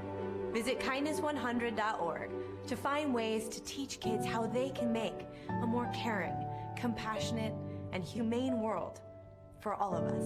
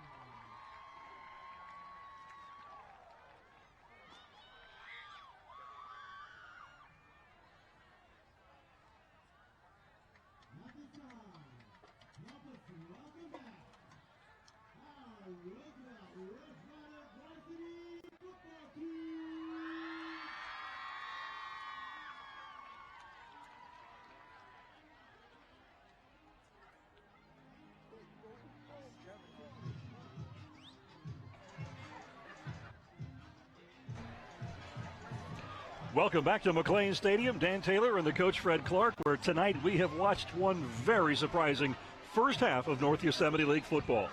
No doubt about it. I mean, we've seen these teams before. We've seen them practice, and there's nothing that I would have seen that would have given me any idea that Hoover would be up by 2 touchdowns at the half and shutting out Roosevelt. I mean, Roosevelt is not an explosive machine, but they're a tough, physical, grinding team, and Hoover hasn't really been able to stop teams at all. And to see this, I mean, I'm clueless. If your chin is hit the floor, if your eyes are wide in that chair that you're sitting in, no, Fred was not pulling your leg. Hoover, yet to win a game this season, sitting on a 14-0 halftime advantage on the Roosevelt Rough Riders, who have thus far been the class of the North Yosemite League with a 5-1 overall record to date. And Hoover has, well, they dominated this game. Jordan Daniels, their terrific jitterbug quarterback, I guess you could call him, very quick, very elusive in the backfield, has been the big story offensively for the Patriots. Yeah, offensively and defensively, Hoover's given up gobs of points this season, and they've got a goose egg hung on Roosevelt tonight. Defensively, they've been moving to the ball. They've just been outplaying the Riders all the way through, and it would be interesting to be a fly on the wall in the locker room for Vince Branstetter and the staff over at Roosevelt, because I mean, they were outplayed. They've been outplayed, out-hustled, out-coached all the way around. Well, let's take a look at those first half highlights. As looking at Jordan Daniels here, the talented Hoover High quarterback. He initially had a 12-yard run for a touchdown. This was his 49-yard run in the second quarter for a touchdown. Hoover has gotten a lot of pressure on the Roosevelt quarterbacks. Big number 0, Joseph Smith, the guy who's had 3 sacks in the first half, something that we have not seen a lot of. That was a big gain by the Riders in the second quarter. Got them down into scoring range, but penalties and turnovers have been a big nemesis of Roosevelt thus far in the first half. Again, Jordan Daniels with the football. Off to the races he goes. That was a very big first down in the second quarter. This was a dash for the flag to try to get the first down. He was able to do so. And Hoover had the ball in striking distance in the second quarter a couple of times, and they were not able to turn it into points at all. Went for it twice on 4th down, in fact, and were not able to convert, not able to get any points out of the possession. You know, the Patriots, almost the end of the half, they had the ball down deep in Roosevelt territory, and they have a good kicking game. I wouldn't say it's a great kicking game, but, you know, they're diminutive kicker, offensive lineman Benjamin Hernandez, he's got plenty of leg, and I thought the Patriots could put themselves up 17-0 and make it a 3-score game. They failed to do that, and then they couldn't capitalize and score. So, well, you, a former special teams coach, you really like that young kicker for the Patriots. And indeed, he's looked very good on extra points, looked good, plenty of leg, plenty of distance. And what we saw of him in the pregame, that was a big play late in the first half as Patriots threw into the end zone, hoping to be able to come up with something. And the Riders dodged the bullet there because Hoover obviously appeared to come away with a turnover, but a big penalty thwarted that and gave Roosevelt the ball back. But they have put a lot of heat on Angel Maldonado, the Roosevelt quarterback, throughout the first half, and been very impressive with their pass rush. This is the biggest surprise of all to me tonight, is how Hoover's defensive line has just overwhelmed Roosevelt's offensive line. I did not see that coming at all. Well, you saw on our halftime segment a lot of information about CMAC, the Community Media Access Collaborative. And we invite you to learn more about CMAC, their classes. They're downtown in the old Fresno B building. And take a look at their website, cmac.tv, and learn about just what their mission is, to provide opportunities for people in the community to gain the skills necessary to move into video production and other forms of media. They do a wonderful job. And one of the great projects is this, Friday night high school football here on CMAC. Our crew involving, tonight it's 9 students from Roosevelt High School. And we applaud their energy and their effort as they are part of Roosevelt's video production class. Sam Reese is the teacher of that class. And we thank the Roosevelt students for being a part of this production tonight here at McLane Stadium. So the Patriots, we see a lot of enthusiasm on their sideline. And as we talked before the game, when you're a team that has yet to win a game this season, morale is so vitally important. Trying to keep that morale intact and try to pump it up somewhat. Well, in this decade, Dan, Hoover's far and away got the worst record in the NYL. They've had several coaching changes. It's been a long time since they've tasted success, 9 years to be exact. And what we're seeing right now, maybe this could be a big change in direction for the Patriots. And even if Roosevelt comes back to win this game, the Hoover players know that they have the ability to compete now. It has been 8 years since Pat Plummer, one of the Valley's all-time great high school head coaches, retired following a 24-year, I believe, coaching run at Hoover High. He took a couple of years off to watch his son play at Fresno State before returning. And Pat, one of the great people in the game, one of the great coaches in Valley history, did a tremendous job at Hoover. But there's been a number of difficulties ever since then trying to maintain consistency and continuity. As they said, in those 8 years since Pat retired, they have had 6 head coaches and a number of reasons for the changes. And they've had 3 one-and-done head coaches, and you just cannot build a program like that. And now Roosevelt comes out. You know, this is going to be their first offensive possession in the second half, and it's imperative they eat up a little bit of time on the clock. They got to put a good drive together and come up with some points to get back into the game. Angel Maldonado, their quarterback. They send Armstrong, the tight end, in motion.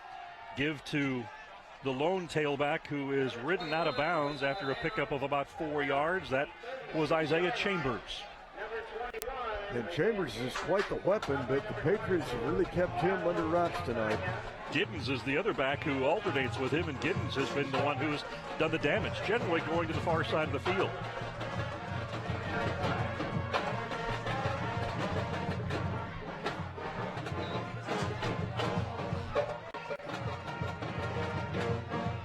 Delatorre, the receiver, to the far side. And the officials have now whistled a stop in play. And they are trying to send word to the Hoover band that when play is taking place, there can be no artificial noise made. Artificial noise, I like that. I think that's the way they write it up in the rule book. Little swing pass to the back, and he has first down yardage and then some before being knocked out of bounds. He is across midfield and knocked out of bounds at the 48-yard line.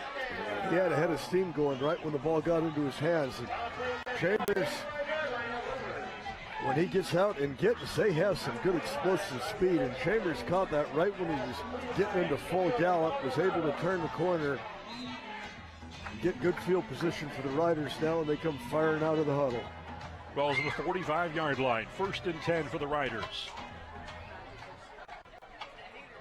Maldonado, they're going to keep the ball on the ground. Chambers cuts up off left tackle. He's picked up 10, 12, 15 yards before he is brought down across the 30 at about the 25. This is what has gotten the Rough Riders this far, Dan, is that offensive line of theirs. They're not big, but they're aggressive, they play hard, and they've been establishing their will on some of their opponents this season. 1st and 10, ball at the 27-yard line. Maldonado once again with a give. Chambers knocked out of bounds, 3 yards shy of the first down marker. And he took a big hit. He did. As he had a head of steam, and it came to an abrupt halt. He had a big hole to follow as well off that left side. And a score coming across up in Madera. The Coyotes lead Edison 32-21 in the third quarter, and Joseph Ferris has really got the Coyotes playing some football. There you saw the big hole off the left side available to Isaiah Chambers. 2nd and 2 at the 19. Chambers again. Oh, he's got a big hole. Tries to cut back, but he is driven out of bounds. Now it looks like he's inside the 5-yard line. And Dan Chambers tipped himself off right before the play. And sometimes if you're, breaking it down, if you watch plays long enough, they give it away. If they give the play away, and I saw that with Chambers. I knew exactly where that was going before the ball was snapped. Well, it's pretty much all they have done, with the exception of a couple of the passes, but it has been Chambers off left tackle, and once again, they're going to do the same thing. He is hit, bounces off the defender, and he is in for Roosevelt's first score of the night. Good balance by Chambers after that initial hit. He got hit, and he even got hit kind of low, and he was able to bounce off of that and, breeze his way into the end zone. Nice run by Chambers.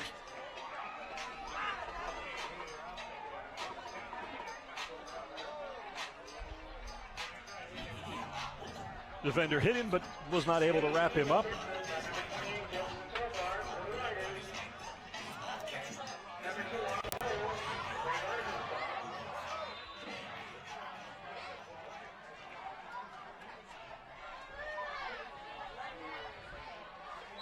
Extra point is good, so we're looking at a 14-7 ball game now as Roosevelt is on the scoreboard for the first time tonight. And Dan, that was a big score for the Rough Riders. Just coming out, they go 70 yards in just a little over 2 minutes of football. Just what they needed to get back in the game. Now they got a little bit of pump going on their sidelines, and we'll see how Hoover can respond. Yeah, this will be interesting to see how the Patriots respond, and key for them because now they've faced a little bit of adversity. How are they going to handle it?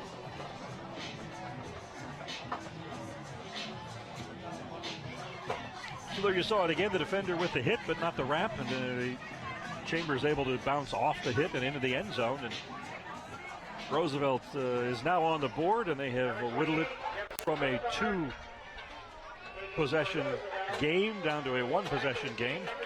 Cut that in half. And, Chambers, he got hit. He just didn't get wrapped up. Absolutely. A nice job bouncing off.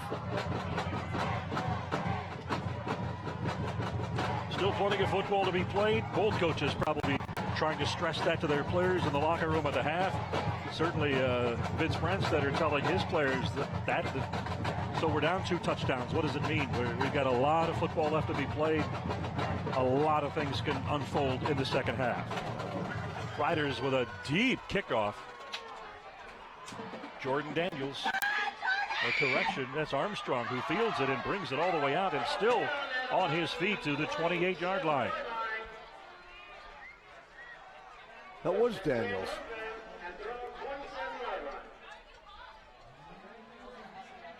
Correction, yeah, it was Jordan Daniels on that. How often do you see a quarterback returning kickoffs?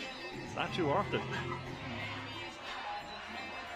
I had to do a double take on that. And you, as much as you study special teams, Yeah, I don't remember a quarterback being a kickoff return man. First down, Patriots at their own 27-yard line. Jordan Daniels, the man who was electrified this stadium in the first half, clapping out the cadence. Quick pass.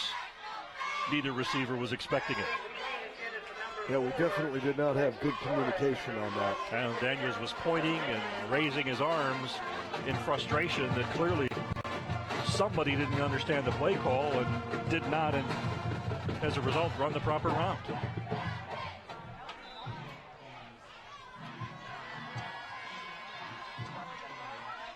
Second down, Patriots send 3 receivers to the far side, to the left side as you look at this.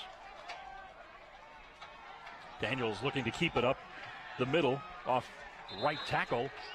And the way there's players scrambling, you would think it was a loose football, but it was not.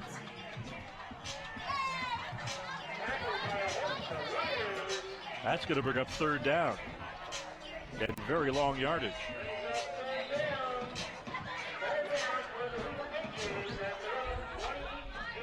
Well, we'll see how much the Rough Riders have been successful here, Dan, with this 3rd and long. Daniels is definitely the key here. This plays really interests me here. Riders loading up the box. And they're blitzing. Pass thrown behind Joseph Smith and through his hands. And right what the Pates did not want to have happen, go 3 and out.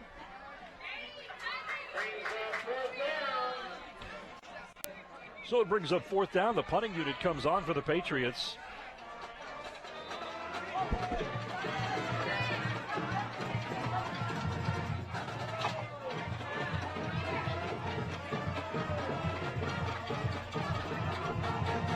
Lopez back to do the punting for Hoover.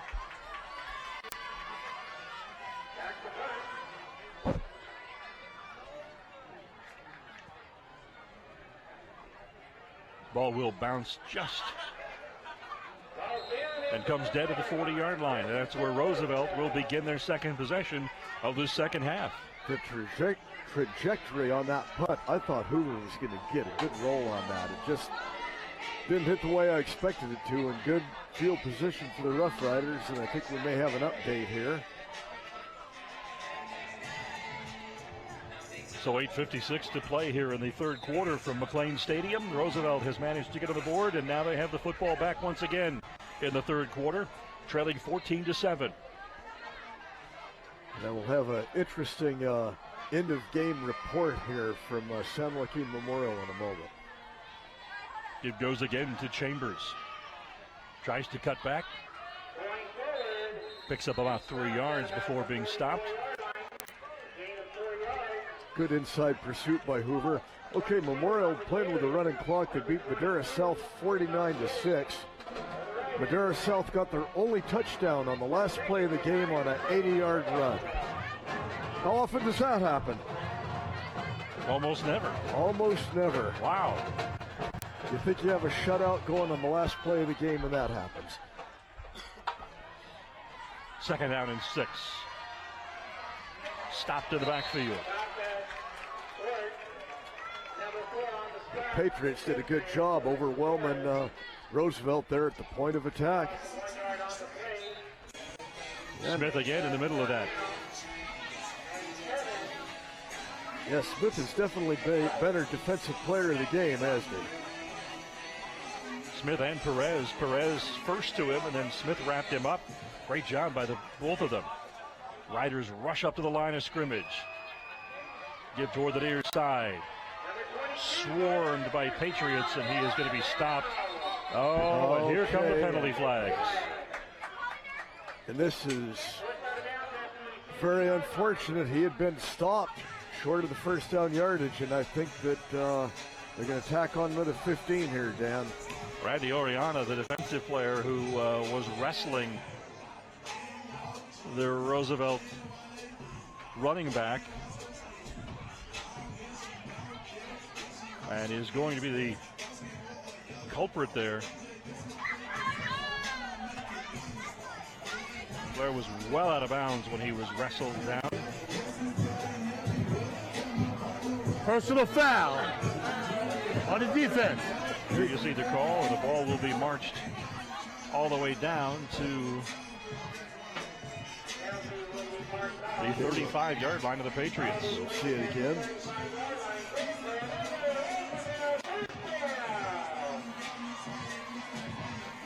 Oh, yeah. Just did not stop when the whistles came and continued to wrestle that defender down when he was well out of bounds. He was going to be a yard or two short of the first down. Dennis, is this me, or we've seen more referee conferences than we usually see? I've seen more tonight than I think we've seen all season long. Okay, it's not just me then. No. He's got a man wide open. Diving catch. Did he hang on to it? No. Ball hit the ground. Looked like it had all the makings of a crowd-wowing catch. And for a second, I thought the ball was going to be overthrown. Galen Howard, I believe, the receiver there. You going to see that again?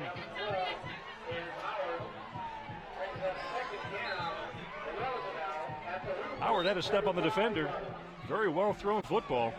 Just led him just a tad. Oh, yeah. Hit the ground. The ball come through the hands and hit the ground. Looked like our back judge may have screened him just a little bit, too. 2nd and 10 from the 35-yard line. 7:27 to play here in the third quarter. Giddens picks up about 5.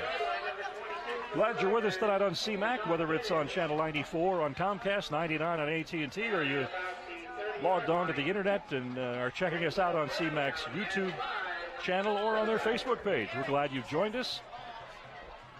You're watching Roosevelt High in the green, going from your left to right. Hoover High in the white and gray, defending and trying to hang on to a 14-7 lead at the 6:50 mark in the third quarter. Giddens cuts back. He's got a first down. And Giddens made that run look easy. He just did. He very smooth. Just followed the little room he had. Oh, we can, when you just go online to cmac.tv, you can watch any of these games, either now or a couple of months down the road. Absolutely. Gives my peeps out of town a chance to negatively critique my skills. I thought it was the entertainment you use for your birthday party every year. That would empty the house quickly. 1st and 10 at the Hoover 23. Giddens again, wrapped up in the backfield by Smith.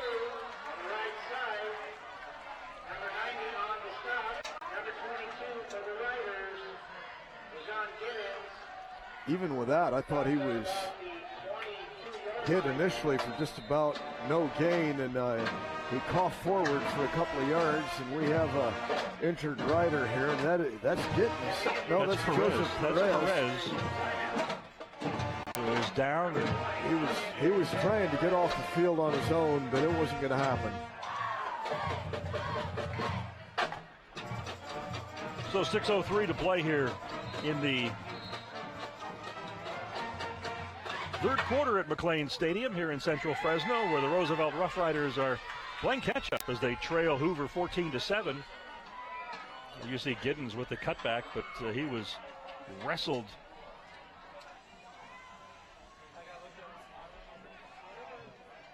Yeah, did Perez get his ankle rolled on during that play? By the way he was hobbling, I don't like to speculate on an injury, but that does appear to be the area that they are working on. That he certainly was in a bit of pain, a little more than he was able to put pressure on that right leg. A tough two-way player. Absolutely.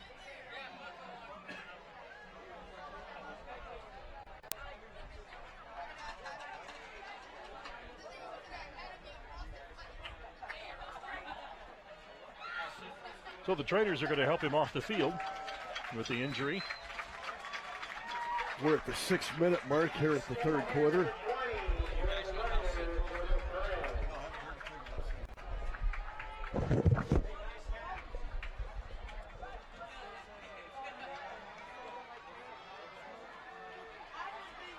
he's not able to move that at all right now. So Vince Branstetter talking with his offense, and now he heads off the field as the trainers also help the injured Rough Rider player off the field. We've commented throughout the night that the school spirit, the enthusiasm here tonight has been among the best we have seen thus far on the season. Both the Hoover side very close to being full. The Roosevelt High side was very full, and after some of their halftime festivities, I think a few of them are behind the stands, maybe grabbing a bite and visiting with friends. The band has taken a break. Giddens again. And the Hoover defenders come up and swarm him and bring him down. Again, despite all the contact, he still fell forward for a couple of yards. Ahino and Smith, the two that were in there.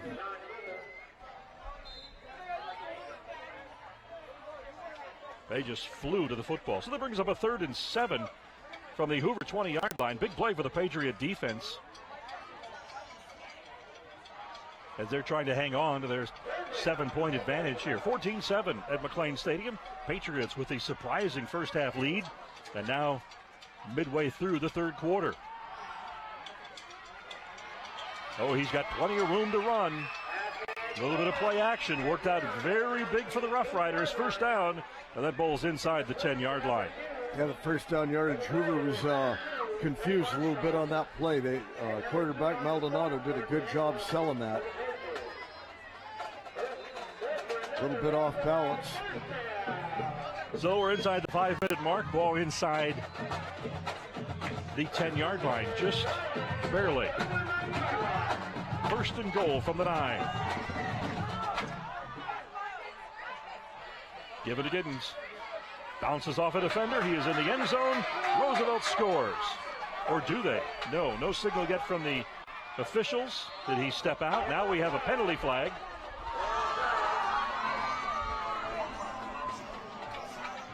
Okay,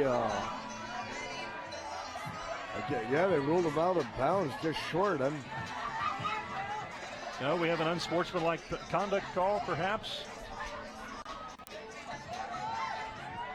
Unsportsmanlike. The Rough Riders were applauding. On the defense. That's going to be personal foul on Hoover. Just going to move the ball inside half the distance down to about the 1, where the Riders will have a first down. They have not flipped the marker yet.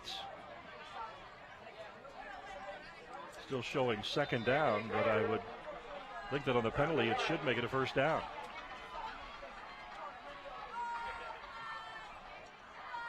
The far side to waiting for a signal, and we finally have a signal. It is a touchdown. So that brings us to a 1-point game now, Dan, with the PAT coming up.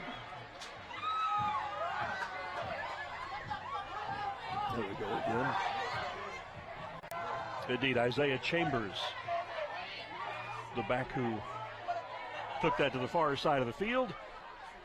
And we await the extra point as the Riders attempt to tie this one up.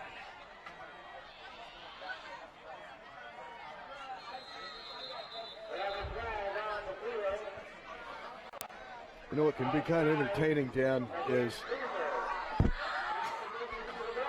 somebody's offside and they just kind of freeze in that offside position for a minute, hoping against all hope that the official will not see that they're still offsides frozen. Extra point try coming up here as the Riders attempt to, a bad snap. And they stop him. They ride him out of bounds. It was a bad snap. The holder was unable to get the handle on the football. The Patriots ride him out of bounds. And for a minute, time just froze for the holder.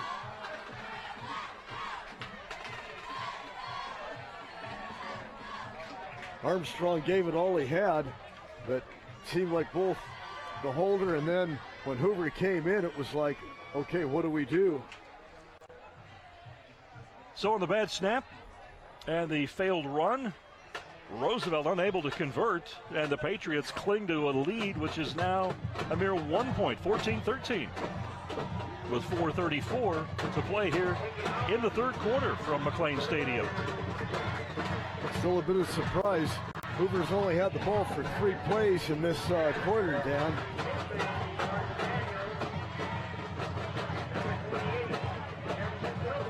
Yes, 3 and outs are not what the Patriots can continue to do and expect to win this football game. The deep man is Jordan Daniels, their electrifying quarterback.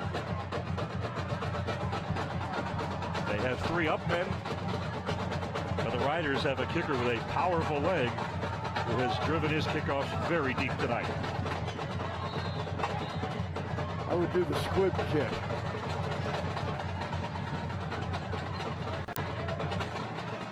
Oh, no. Bit of a pooch kick.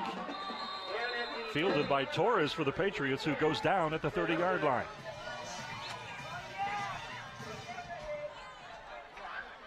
Not bad. Not bad field position. I mean, a pooch kick you can about take at the 30, but when they're on the flip side of the 35, I still don't care much for them. 4:32 to play here in the third quarter. Hoover Patriots clinging to a 1-point lead. That failed extra point attempt by the Riders, making our score 14-13 Patriots. Torres in the backfield now alongside the quarterback, Jordan Daniels. Daniels is going to take off. Shirks a defender and is ridden out of bounds with a pickup of about a yard or 2. Roosevelt did a good job, just extended them, spread them out, not letting them turn the corner. But you can see what the instructions have been to the defenders, particularly the defensive backs, that when they see him take off with the football, get up and make something happen. Exactly. Let the receivers go and come in after the quarterback.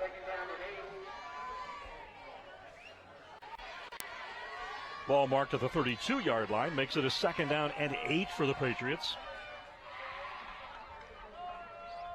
Daniels looks for a receiver, trying to evade the rush. And he did. And off he goes, and he is out of bounds, but he picks up a big first down. That is what Jordan Daniels can do to a defense. And real frustration over there on the Roosevelt sidelines. They thought they had him, and he really turned it on, Dan, right when he hit that corner, he put it into overdrive. When he gets around the end, it's good night. Off he goes. And that's what the Patriots want to get a lot of in this second half. They got about 18 on that one. 1st and 10. Ball placed at midfield. Blitz is coming. He evades it. But he cannot evade a loss of a couple of yards.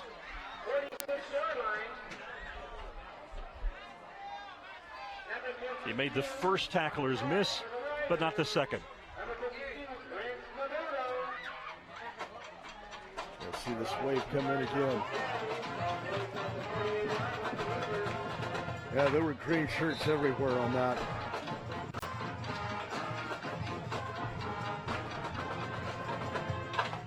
Second down and 10. Well, no, it's about 12. 2nd and 12 from the 48-yard line.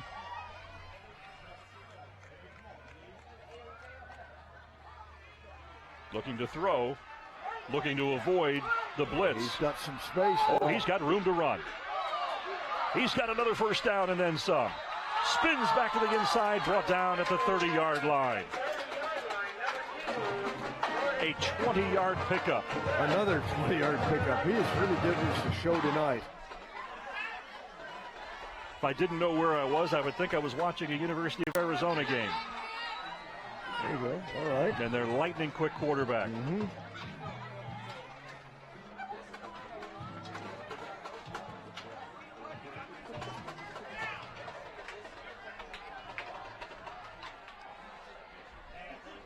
But when he changes directions, it's tough. right across that tackle. A little confusion in the backfield as Daniels is trying to move his running back Camacho around. Quick pass on the snap. And that's David Rodney, who hauls that one in for a pickup of about 4 yards.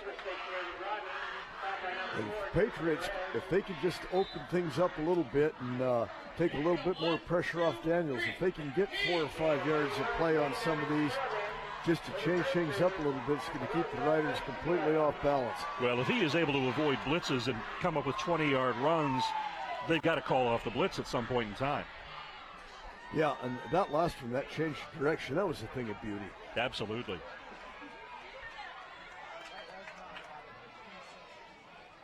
Off he goes through the A-gap, dragging tacklers.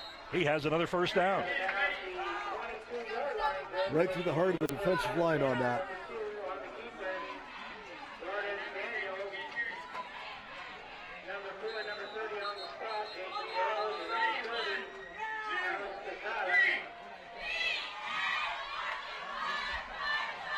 We have a timeout on the field. There's 2 minutes and 17 seconds to play, and there you look at that last play.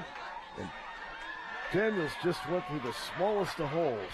That's the smallest. He had maybe a foot and a half to squeeze through. I thought we were going to see that one again. 14-13 our score, as you see. The Patriots, though, with the football at the 30-yard line, the 23-yard line now, 1st and 10. Their best drive thus far in the second half. Roosevelt having come out and scored twice to begin this half, aided by a couple of very substantial and very foolish Hoover penalties, unsportsmanlike conduct penalties. Yeah, that one over here, that was a bad one. The kind of penalties that will reduce, if not eliminate, a young player's playing time. 1st and 10 at the 23-yard line. Jordan Daniels clapping out the cadence. The Rough Riders. And the give goes to Herrera up the middle. Picks up a couple of yards. Gets to about the Roosevelt 20-yard line, so that'll be a pickup of 3. A minute 47 to play here in the third quarter from McLane Stadium.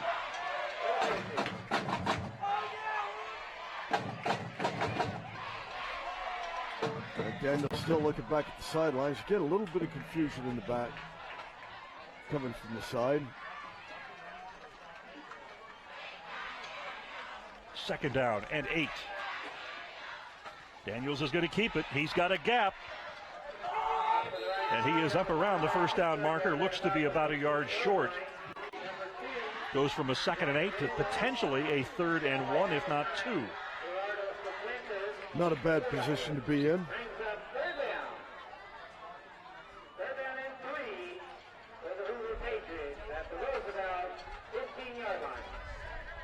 Ball spotted, I believe, at the 15-yard line. That's the way it looks. Coaches with the hand signals sending plays into Jordan Daniels, who will then turn around and communicate them to his teammates.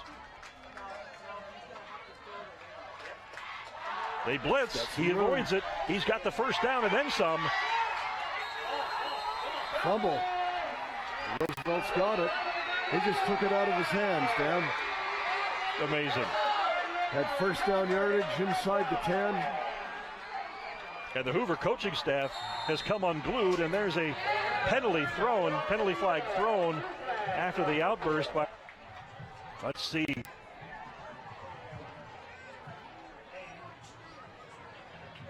Oh, no, he just took the left knee was down.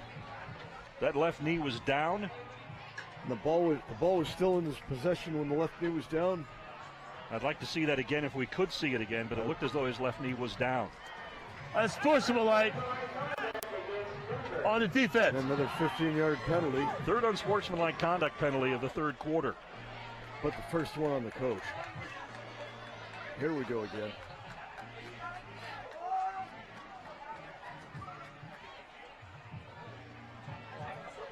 Well, that's kind of inconclusive. Knees were down. The knee was down? Knee looked down to me. Big break for the Rough Riders as they take the ball away. Huge. The Patriots look like they were just about to go in and pad to that lead a little bit, give themselves a little bit of breathing room.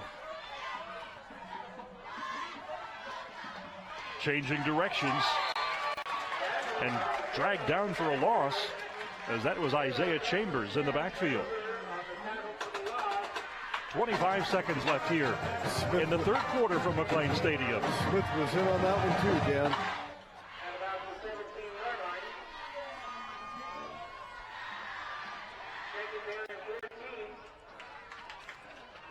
Loss of 4 on that play. Puts the ball back at the 17-yard line.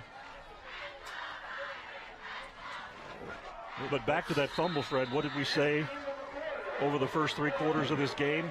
If he does not shift that ball to his outside arm, he is going to lose possession of that football, and that's exactly what happened. Yep. That's the end of the third quarter as we head to our final quarter of play. Our score here at McLane Stadium, the Hoover Patriots, the winless Hoover Patriots, sitting on top with 14 points, and the 5-1 Roosevelt Rough Riders, having just recently scored, missing the extra point. They're a point down at 13. 14-13 our score. The two teams will talk to their coaching staffs. The Patriots coach out there talking with the officials. Dan, I can tell you with a great deal of sincerity, this is a heck of a lot better football game than I had predicted this afternoon. You expressed your concerns to me during the week, and we had no idea what to expect, but this is the second time here at McLane Stadium that we have seen a winless team go up against one that is really enjoying a turnaround, if not a vastly improved season. And it's that winless team that has really stolen the show. Dos Palos a couple of weeks ago, and tonight, the Hoover High Patriots. Well, that Dos Palos McLane game, when the Highlanders came in here riding high, and they lost that game, and they've lost 2. Well, they're going to lose their third in a row tonight. They were getting hammered out in Wrigley. And Dos Palos, on the other hand, they've been electrified, and I believe they're going to win that West Sequoia League. They looked like a team with talent that just needed a little time to bring that talent along, and it has certainly gelled for them.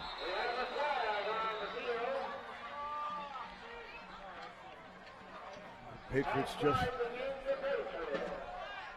well, they gave that 5 yards back. So from 2nd and 14, now the Riders only need to make up 9 yards to get the first down. Well, Dan, over at Sunnyside with 6.5 minutes left in the game, the Warriors have retaken the lead, and they're ahead of Sunnyside 19-16, and that could come down to it also. Great game going on over there. 2nd and 9 from the Roosevelt 22-yard line. Maldonado gives it to his back. Chambers coming to the near side, dragged out of bounds by the Patriots. It's going to be real close to first Very down close yardage. to first down yardage, you're right.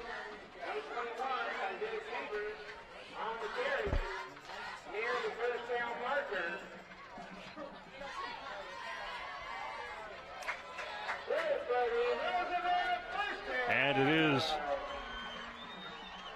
spotted as a first down for the Rough Riders.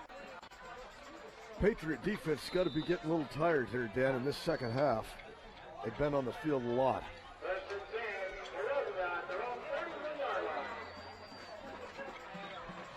Riders now 1st and 10. And Roosevelt wants to take a timeout. So with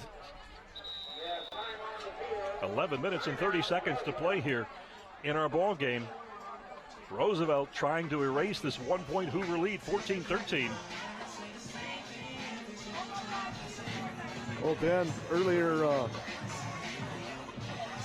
in the week, it was nice and warm. Then we had some rain, and now people have got their sweatshirts on, and some of the cheerleaders look like they're shivering down there on the sidelines. We have definitely moved into fall here in Fresno and in the Central Valley. Absolute great night for football. Yeah, we're seeing some great football tonight. Doesn't get much tighter than 14-13. A game that I don't think a lot of people would have during the week expected was going to be a tight shootout into the fourth quarter. And that's exactly what we have tonight. And, of course, a shootout a few miles away at Sunnyside Stadium with Fresno High and Sunnyside going at it. So some terrific North Yosemite League action taking place tonight. Yeah, at Sunnyside, even though they were 0-5 going into league, that's a talented football team. Very young team. We knew that when we saw them earlier. It was going to take them time to gel. 1st and 10 at the 31-yard line. Chambers, he's got plenty of room to run. Trying to get outside. He's got a first down and then some. Crossed the 45 and dragged down right at about midfield, maybe 2 yards shy. And, you know, Dan, the Patriots have gotten real close on that play and one a couple before, you know, tackles out of bounds. They've got nailed for it once tonight. They really have to be careful on these. Well, it's been Isaiah Chambers right and Dejon Giddens left. You've had student body right, student body left, and that has how the Riders have churned up the yardage. Yep. That and 3 personal foul penalties in the second half by the Patriots. But the Rough Riders' run game has been very impressive. Now trying to go up the middle. Initially, that looked like it was going to be a stop for no gain or even a slight loss. He was able to get positive yards out of it. Not a lot, but some. So the ball spotted at midfield, and it will bring up 2nd down and 8 for Roosevelt. Out in Sanger with 2 minutes left. The Bullard Knights have scored and apparently got a 2-point conversion and lead the Apaches 36-35. They were down 28-14 there not long ago. Good games going on tonight. 2nd down, 8 from the 50. Giddens once again. Or to Chambers, I believe. Those Roosevelt uniforms are, from our distance, unless we're looking at the monitor. It is very difficult.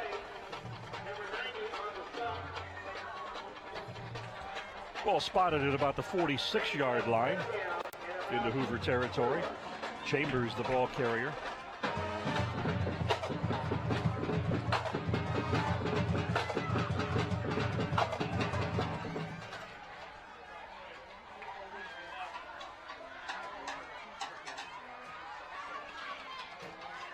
Going to throw the football. Maldonado in and out of the hands of a receiver down at the 34-yard line. Okay, decision time right now. 9 minutes and 27 seconds to play. Are you going to go for it? You've had great success running the football. I punt the ball away.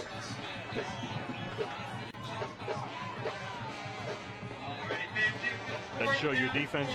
You've got confidence in them. Yep. Vince is not going to do that. No, Vince is an offensive guy. 4th and 4. And they're in the pistol. Going to throw the football. Complete. First down yardage. Wrapped up across the 40 and brought down. And even after that, he was wrapped up by a couple of men and still struggled forward for a couple more yards. They're going to put the ball at the 39-yard line of the Patriots. Oh, Roosevelt, big pass play for the first down as they keep the drive alive. Well, I would have punted the ball away, but I still applaud that. Maldonado hustles him up. He's up under center. Give goes to Chambers, far side. Tries to reverse direction. Nothing doing, and he's swarmed under. Brought down by 3 Hoover defenders. Very good aggressive defense by the Patriots, but they just look like they're just sucking wind right now.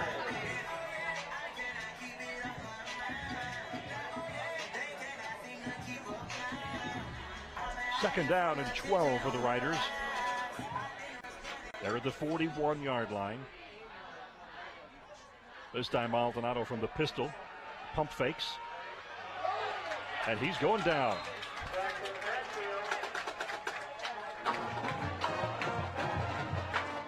Patriots had good coverage. Roosevelt only had 2 men out. They were both double covered. So the big loss of yardage. Ball's now at the 45-yard line. They need to get across the 30. They need to get them down to about the Hoover 29 or 28-yard line for a first down. 3rd and 16. 3rd and 15 or 16. Yeah, 3rd and 16. Maldonado from the pistol.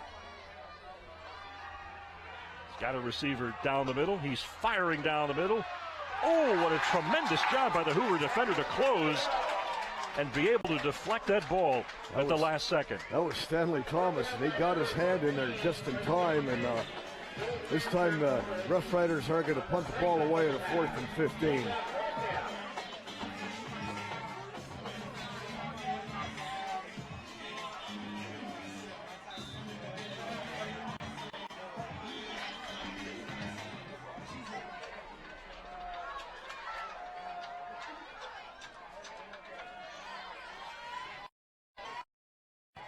Jordan Daniels deep to field the punt. He's going to set up at about the 12 for this.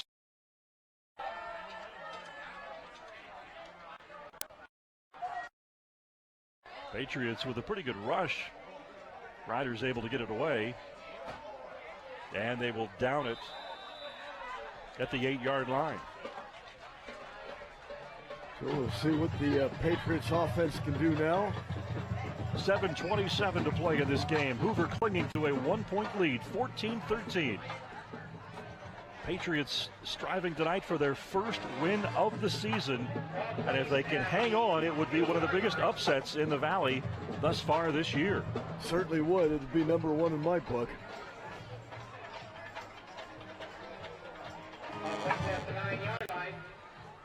The Pates want most right now is just get a couple of first downs, get some time off that clock, and let a few of your men that only play defense get a bit of a breather. Jordan Daniels from the pistol. You could hear him clapping out the cadence, avoids the rush, and off he goes. Gone. He is gone. Daniels at the 40. He's across the 50 to the 40. No one will catch him. Jordan Daniels, touchdown for the Hoover High Patriots. 91 yards.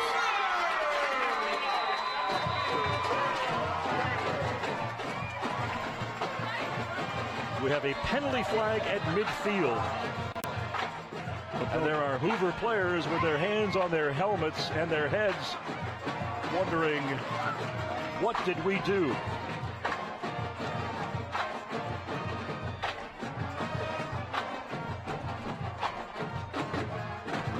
Officials having a conversation back at the 38-yard line, but a penalty flag lies on the turf at the 50-yard line.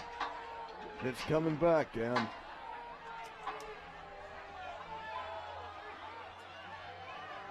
Got a sideline warning. Coach Pickett is here. So mad. Touchdown. He can It is a barely see touchdown. straight. Okay. Now, okay, there must have been players going onto the field before he was in the end zone. Okay.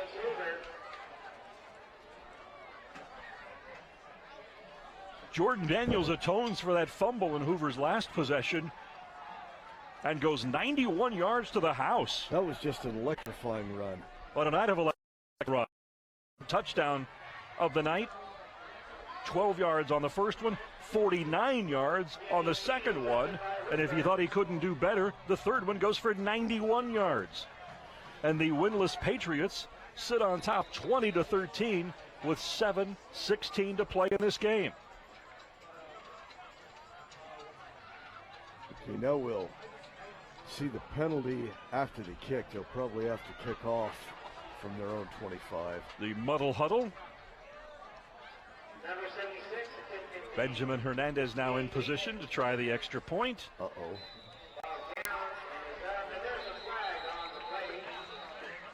Should be interesting also. Extra point was no good. We'll see what the flag is. They've got an injured Patriot there in the middle of the field as trainers out to attend to the player.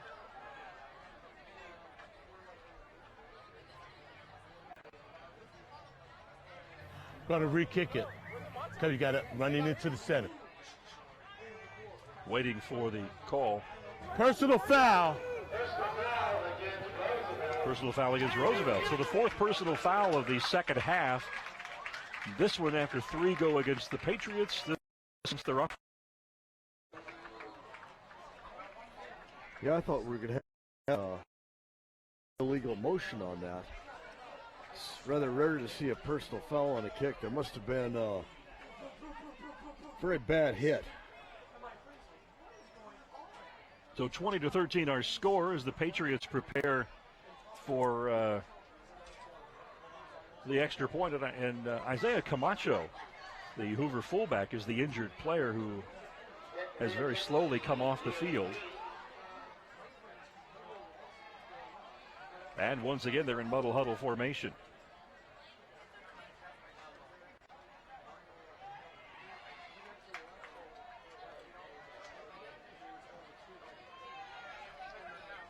You know, Dan, I can see where he could run a few real weird plays off of one of those, and Sunnyside does that quite a bit.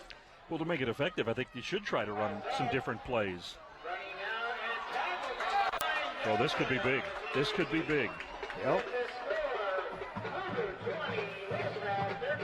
Now, instead of putting Roosevelt in a really bad position, now they could be in a position where they could score and actually win the game with a 2-point conversion. Well, they have 7:16 to go. That's plenty of time.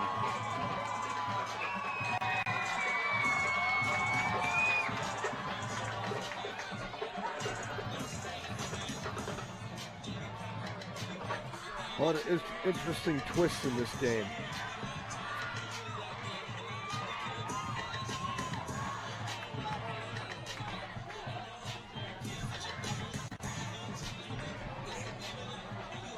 Yeah, that just looked like utter confusion. Didn't look like it was a planned play. That was David Rodney carrying the football. Rodney, the backup quarterback. And the failed the failed try makes this once again a 7-point game, whereas they really could have put a squeeze on Roosevelt here, but still plenty of time left to play, over 7 minutes to go. Makes it even more interesting now.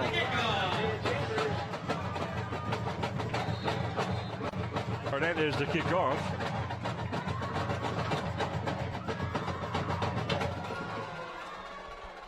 And he puts plenty of leg in this one, fielded at the 10-yard line.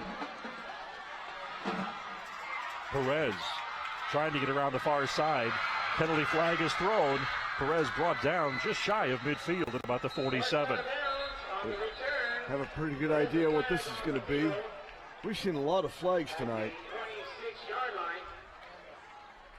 Vince Branstetter hollering at the official from the Roosevelt sideline.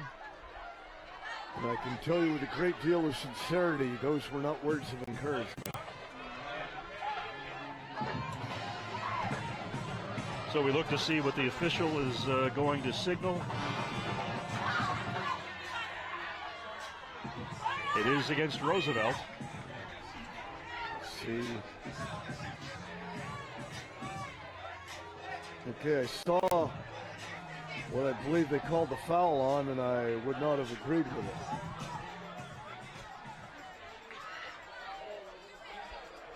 From an angle, it looked like it could have been blocking the back. From what we saw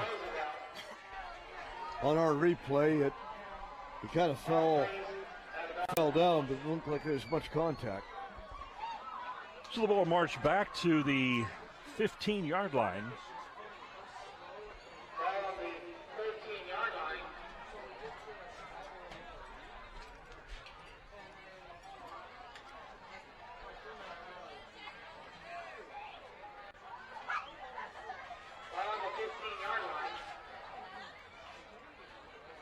Roosevelt 1st and 10 from their own 15-yard line. Maldonado, Chambers. Maldonado looking to throw, and he is sacked. Taken back to the 7-yard line. Once again, the Patriots with another quarterback sack as the clock will continue to run at 6:52 here in our final quarter of play. And Dan, this is just one. Roosevelt had the numbers advantage down there. Hoover was playing safe, and too many Rider linemen standing around.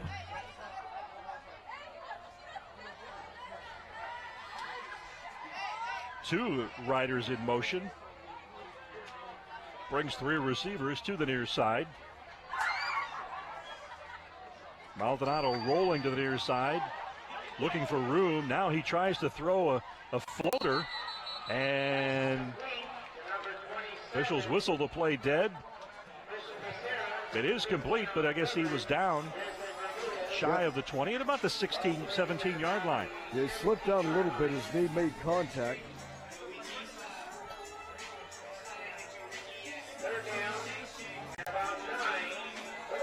Patriot there, the left knee went down, yes. Patriots getting a lot of pressure on the quarterback. Their defensive front doing an excellent job getting push. Hey, big down right here, big down, third down. Third down and 9 from the 17-yard line. Maldonado. And down he goes again. The 7th quarterback sack tonight for the Hoover Patriots. And the Rough Riders now are in a, Dan, a couple of minutes ago, I thought they were in a position where they were going to go down and take the lead in the game. Hoover looked like they were on the ropes, and now that touchdown, and they've got their second win. Right up the gut. He was touched, but he wasn't touched by much. That's right. Jordan Daniels, he is going to field this punt. Well, he will set up to field this punt at the 48-yard line, at the Roosevelt 48-yard line. Punting from the end zone. Always a dangerous proposition. It is going to roll, and we've got a penalty flag. And this will go against the Rough Riders, I believe. I think we're going to have a holding penalty on the Rough Riders. And I'd make him kick it again.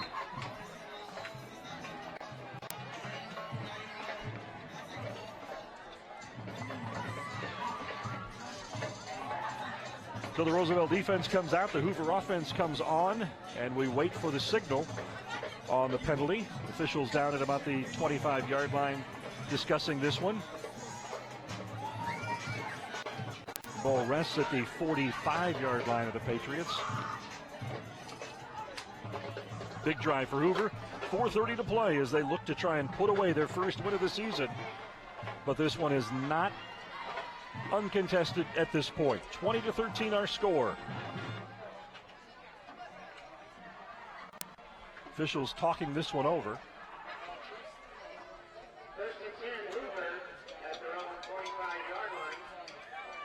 Still a penalty flag lying on the turf at the 33-yard line.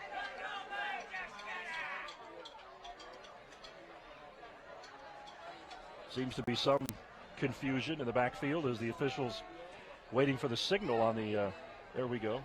Officials to the right of the screen. It was a hold, just as Fred correctly saw. I'd make him kick it again.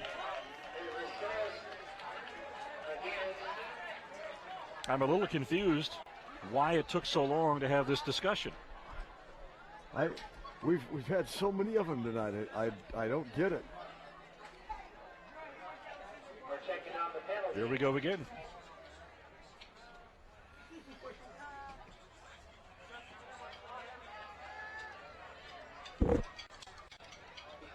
And that's exactly what's going to happen. It's going to come back. And the Patriots are going to make Roosevelt. No, they're going to march it from the spot of the foul, which will give Hoover got a block in the back. 1st and 10 at the 20, Roosevelt 23-yard line. And Vince Branstetter is out on the field, and he wants an explanation. So would I. I don't know if our camera crew can get Branstetter at the 40-yard line out on the field, if they'll swing left a little bit and be able to get the Roosevelt head coach. Yeah, there's no way I understand that. I don't know if our camera can swing to the left and get the Roosevelt head coach out on the field, trying to summon the officials. Now the three officials are going to have another conversation.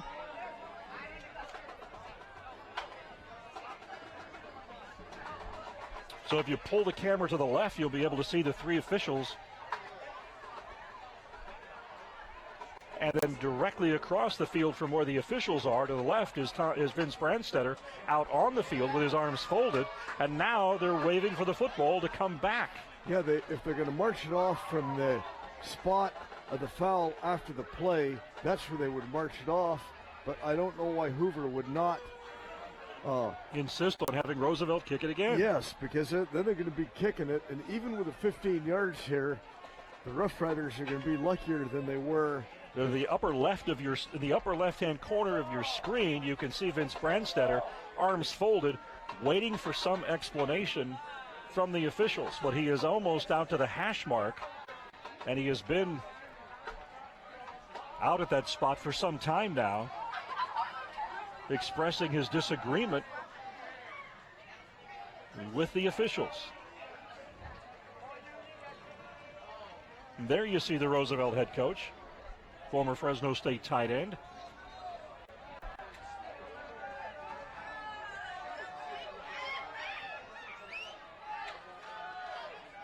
And he is trying to get the attention of the officials to come and tell him just what is going on. Yeah, then maybe he could explain it to us. I think the official is trying to wave him off the field, as you can see there. Oh, you're kidding me? You're going to give a 15-yard penalty? Well, we don't know what Vince may have said. Well, I saw a motion that he made, but yeah. So does that 5 or 6 unsportsmanlike conduct penalties now? All right, hold on. A lot, and I'm not. You got a block in the back here because here. Officiating that is declined. They've been consistent. But we have unsportsmanlike here. I'm just going to say they've been terrible.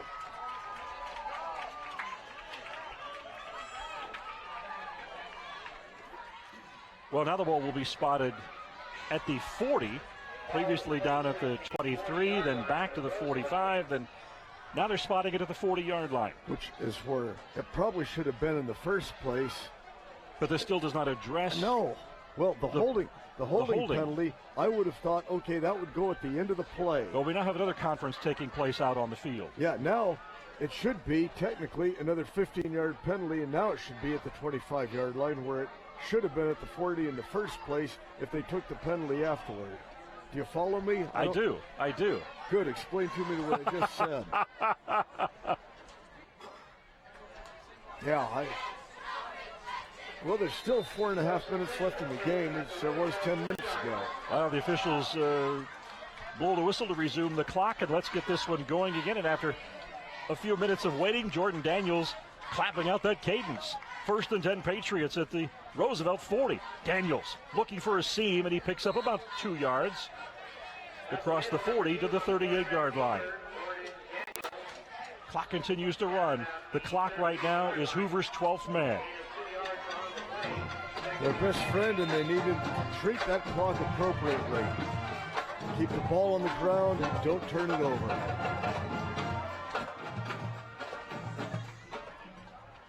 Clock continues to run. Now 4:10 left in the game as Jordan Daniels looks for the signs from his coach. They're going to take as much time as possible.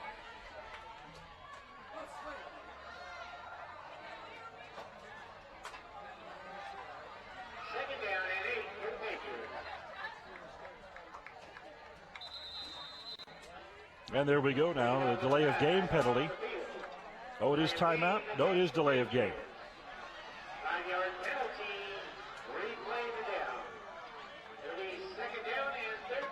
So the ball is pushed back to the 43-yard line.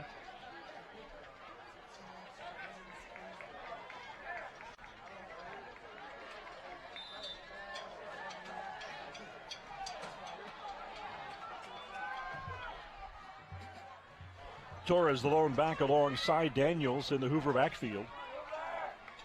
He's got Smith to the near side. 3 receivers to the top of your screen. There he goes. Daniels again is off to the races. He's got his 4th touchdown of the night.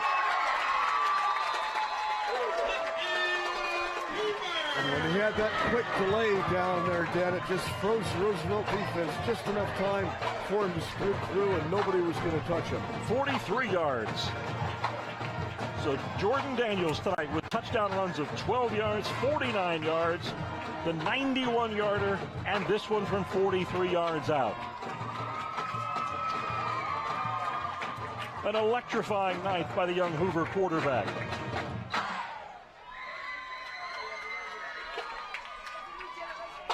Let's see this one again. As the Patriots now in their muddle huddle formation. And they are not going to shift the line. They are going to go for two. Jordan Daniels with a pass, and it's good. Jordan Daniels shot puts that ball into the arms of his receiver. And the two-point conversion is good. And the Patriots now up by a 28-13 score. And now the Rough Riders are going to have to score real quick, get an onside kick, have any hope of pulling anything out in this game. Patriots are in great shape right now, and what a surprise that was.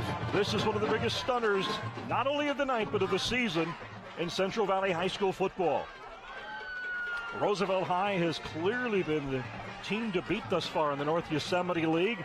A 5-1 start to the season, winners in their NYL opener a week ago. Hoover, a team young, struggling. They have gone through a revolving door of coaching changes over the past 8 years, 6 head coaches in 8 years. The feeling is they've got a real good one. They'd like to build some continuity and some consistency in the program, and they feel there's athletes, there's talent here, there's talent in the district, and they just need that consistency. Well, they found it now, and let's see this replay again. I liked it.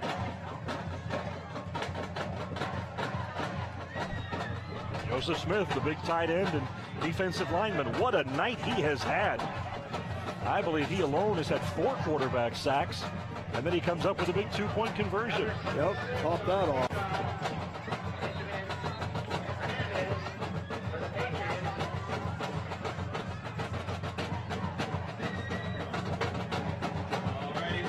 Benjamin Hernandez will kick it off, and he has quite a leg. 3 minutes, 40 seconds to play here from McLane Stadium. The Hoover Patriots, the winless Hoover Patriots, sitting on top 28-13 over the NYL leading Roosevelt High Rough Riders. Weaving his way around his blockers, trying to avoid defenders before Perez is brought down. And that big Rough Rider crowd that we had earlier in the evening is mostly headed for the exits now, Dan.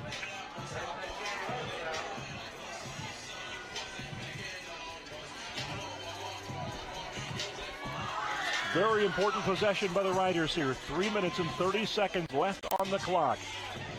Ball spotted at their own 26-yard line. What a night for Jordan Daniels, the Hoover High quarterback. 4 touchdowns. Maldonado, the quick toss to his back. He's got 5. He's got 10. If he avoids a defender, he could go a long way. Not able to do it. And Jordan Daniels over there making the tackle. He was the last line of defense. He's barely left the field playing free safety on defense. Vince Branstetter wants his offense up to the line very quickly. He wants them to get these plays off fast. Maldonado in the pistol. Maldonado throwing in and out of the hands of his receiver. That was Kalen Howard. Well, Howard wasn't going to go. I don't think he was going to get much on that, Dan, and the clock would have kept moving. Absolutely. 3:10 left on the clock. 28-13. Hoover on top. You got 3 or 4 players already starting to dance on the Hoover sideline. I'd hold off on that for a few more minutes. That's something coaches need to police, too. Oh, yeah.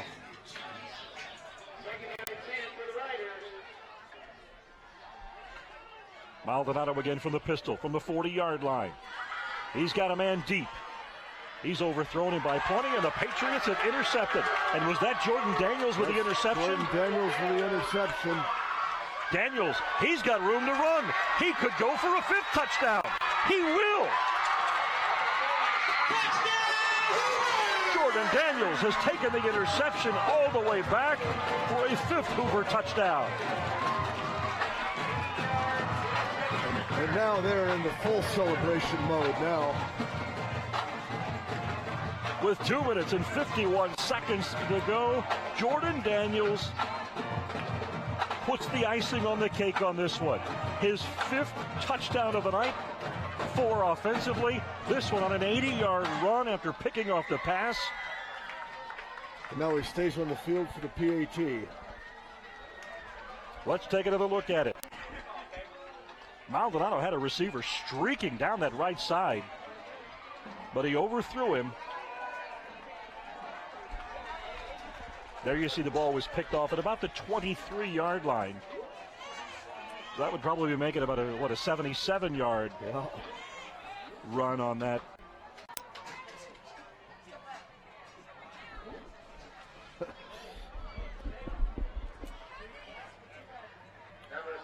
I don't think many people, if any people in the Valley, could have predicted that this was going to happen tonight at McLane Stadium. I would have been one of them. Kick is good. Hernandez boots it through the uprights to give the Patriots a 35-13 lead. Who would have thunk it? Yep.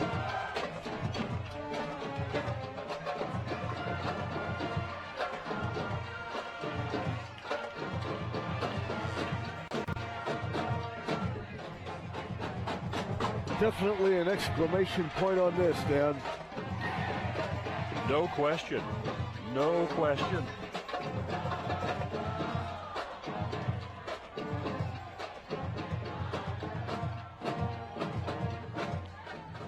So Jordan Daniels definitely throws an exclamation mark on his night and an exclamation mark on a remarkable night for the Hoover High Patriots. No doubt. 2:51 left on the clock. Patriots on top, 35-13. All right, here we go. Come on, we need the loudest who of the night. And you can very well bet that football is going to be going into the air when Roosevelt comes back out on offense. Yeah.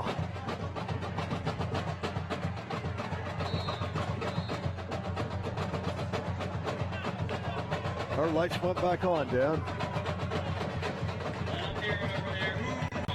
I can say all kinds of things, but I'm not going to, Fred. That's a good thing. Going to the near side. I like that where you're trying to get that returner to step out of bounds, and he almost did as soon as he caught that football. And that gives your coverage team plenty of time to get down. Going to pinch him in that corner, and Perez almost stepped on that line, but he was able to avoid it. So the Riders will begin this drive at the 25-yard line. Ball marked on the near hash mark. 35-13, Patriots on top. You're going to have 2 totally different type of bus rides home tonight for these Absolutely 2 teams. right. 2 different film studies when these teams regather. Chambers driven down for a loss of a yard, if not 2.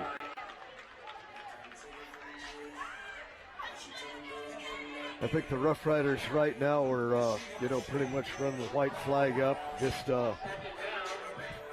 with their wounds, and get ready for next week. And next week they play next Thursday night here at McLane Stadium against McLane. And I would say You know who else is going to be there? We're going to be there. Absolutely right. C-Mac, the coach, myself, our crew, Manny, Natalie, the whole gang. We will be right back with you, but on Thursday night next week, here at McLane Stadium, as I think what we thought a couple of weeks ago might be the game of the season of the North Yosemite League. The 2 teams that had made the biggest mark in their non-conference games, Roosevelt and McLane. And I would have said just a scant couple of hours ago that that's just what Roosevelt needed, playing McLane. Well, after what I saw tonight, they've got a ways to go. But McLane was getting hammered out in Reedley tonight, too. Last week, Roosevelt beat Reedley, and Reedley 41-0. So, but right now, comparative scores, I don't think so. Well, the clock continues to run, 1:10. And the punt unit comes on for Roosevelt. Jordan Daniels going deep to receive. He has scored him running. He has scored him by tossing two-point conversions, and he has scored him with an interception return. 46 seconds to play. Will he field this punt? No. Riders grab it. Riders down it at the 43-yard line. 41 seconds left on the clock as the Hoover High Patriots are about to pull off the upset of the season thus far in Central Valley High School football. I said this several times tonight, and I'll say it one more time. Just never thought that this would happen tonight.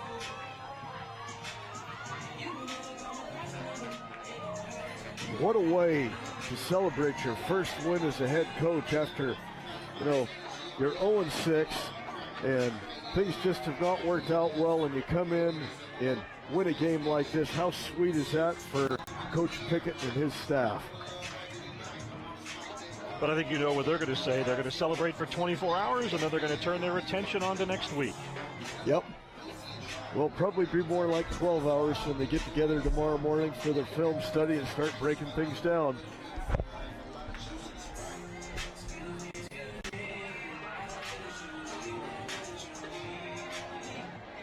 Jordan Daniels tonight with one of the great individual performances thus far in the Valley this season. A 5-touchdown night. Also adding a couple of points via the extra point, the two-point conversion, and you got to believe, and they are. They're in the victory formation. Something they have not been able to do yet this season. And somebody forgot to tell the Rough Riders that that was the victory formation.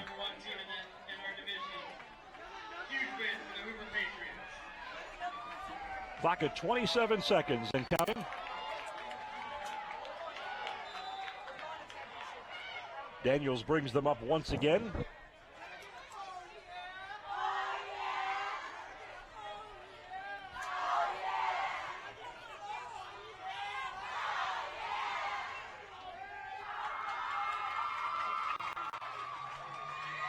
They're going to let this thing run out now. 1 second, and that is it.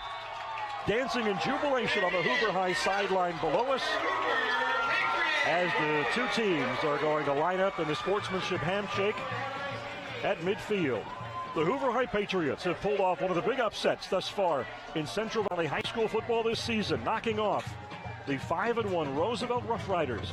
The final score, Hoover's first win of the season by a 35-13 count. And Fred, wow, what else do you say? We saw a tremendous team performance and an electrifying individual performance. And not only that, Dan, we talked about the Pat Plummer days. This is the biggest win that the Patriots have had since they had won a playoff game there in his last season. And I'm utterly shocked, but you and I have been around this game a long time, from high school to college to pro. We've seen huge upsets. This is as big as high school upset as I've seen, period. Well, and not only Jordan Daniels, but that defensive front for the Patriots really shut down the passing game, forced Roosevelt to run the football, which I don't think they really wanted to do. I think they wanted to come in throwing, but Hoover, with at least 6, if not 7 quarterback sacks on this night, did an outstanding job on the defensive front. Well, they imposed their will all the way around. It was just a complete total victory for the Patriots tonight. If you want to get another look at how the Patriots did it, we're going to have the highlights for you when we come back just after this. 35-13 Hoover, the final score in a huge upset.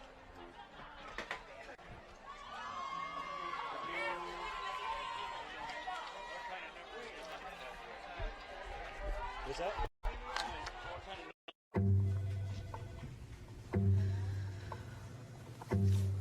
Please have a seat. I'll be honest. Your resume, no one amused you. I know. Okay, so what would you bring to my company? What do you need? I need a hard worker. Good. I've got 2 part-time jobs and to help my parents pay the bills. I need problem-solving skills. I got through high school without a car, a phone, or a computer. No college degree, though. Not yet, but life's taught me a lot, and I'm ready for more. Well, you're not the typical kind of candidate that I hire. But you are exactly what I'm looking for.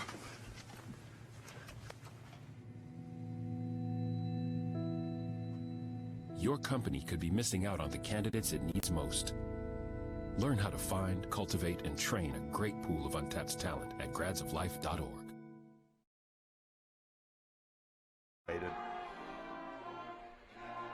Welcome back to McLane Stadium. Dan Taylor with the coach Fred Clark, where we have just seen one of the biggest upsets in Central Valley High School football this season and in many, many a season. The winless Hoover High Patriots have knocked off the 5-1 NYL frontrunners, the Roosevelt Rough Riders, by a 35-13 count. The two teams have just huddled up in the opposing end zones with their head coaches.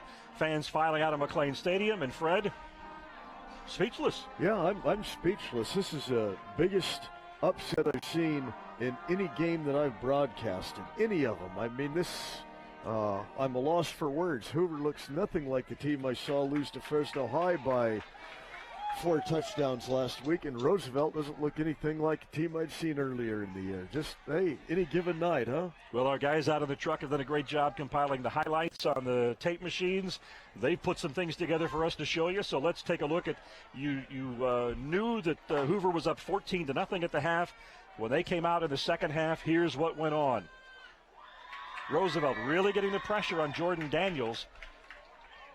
And time again, Hoover was in third down situations. They came away with plays like that, only to have them called back, Fred, by some costly penalties. Yes. There, another look at it, and penalty flag came flying, brought that back, and they ended up having to punt the football. Jordan Daniels going for the end zone for Big Joseph Smith. This was an interesting call. They ruled that a catch. Then again, Jordan Daniels trying to go to his big guy in the end zone, couldn't quite pull it down. Maldonado, on the other hand, under pressure all night long. And that was one where Hoover had picked up a big turnover, only to have an unsportsmanlike conduct penalty, bring it back and give Roosevelt new life.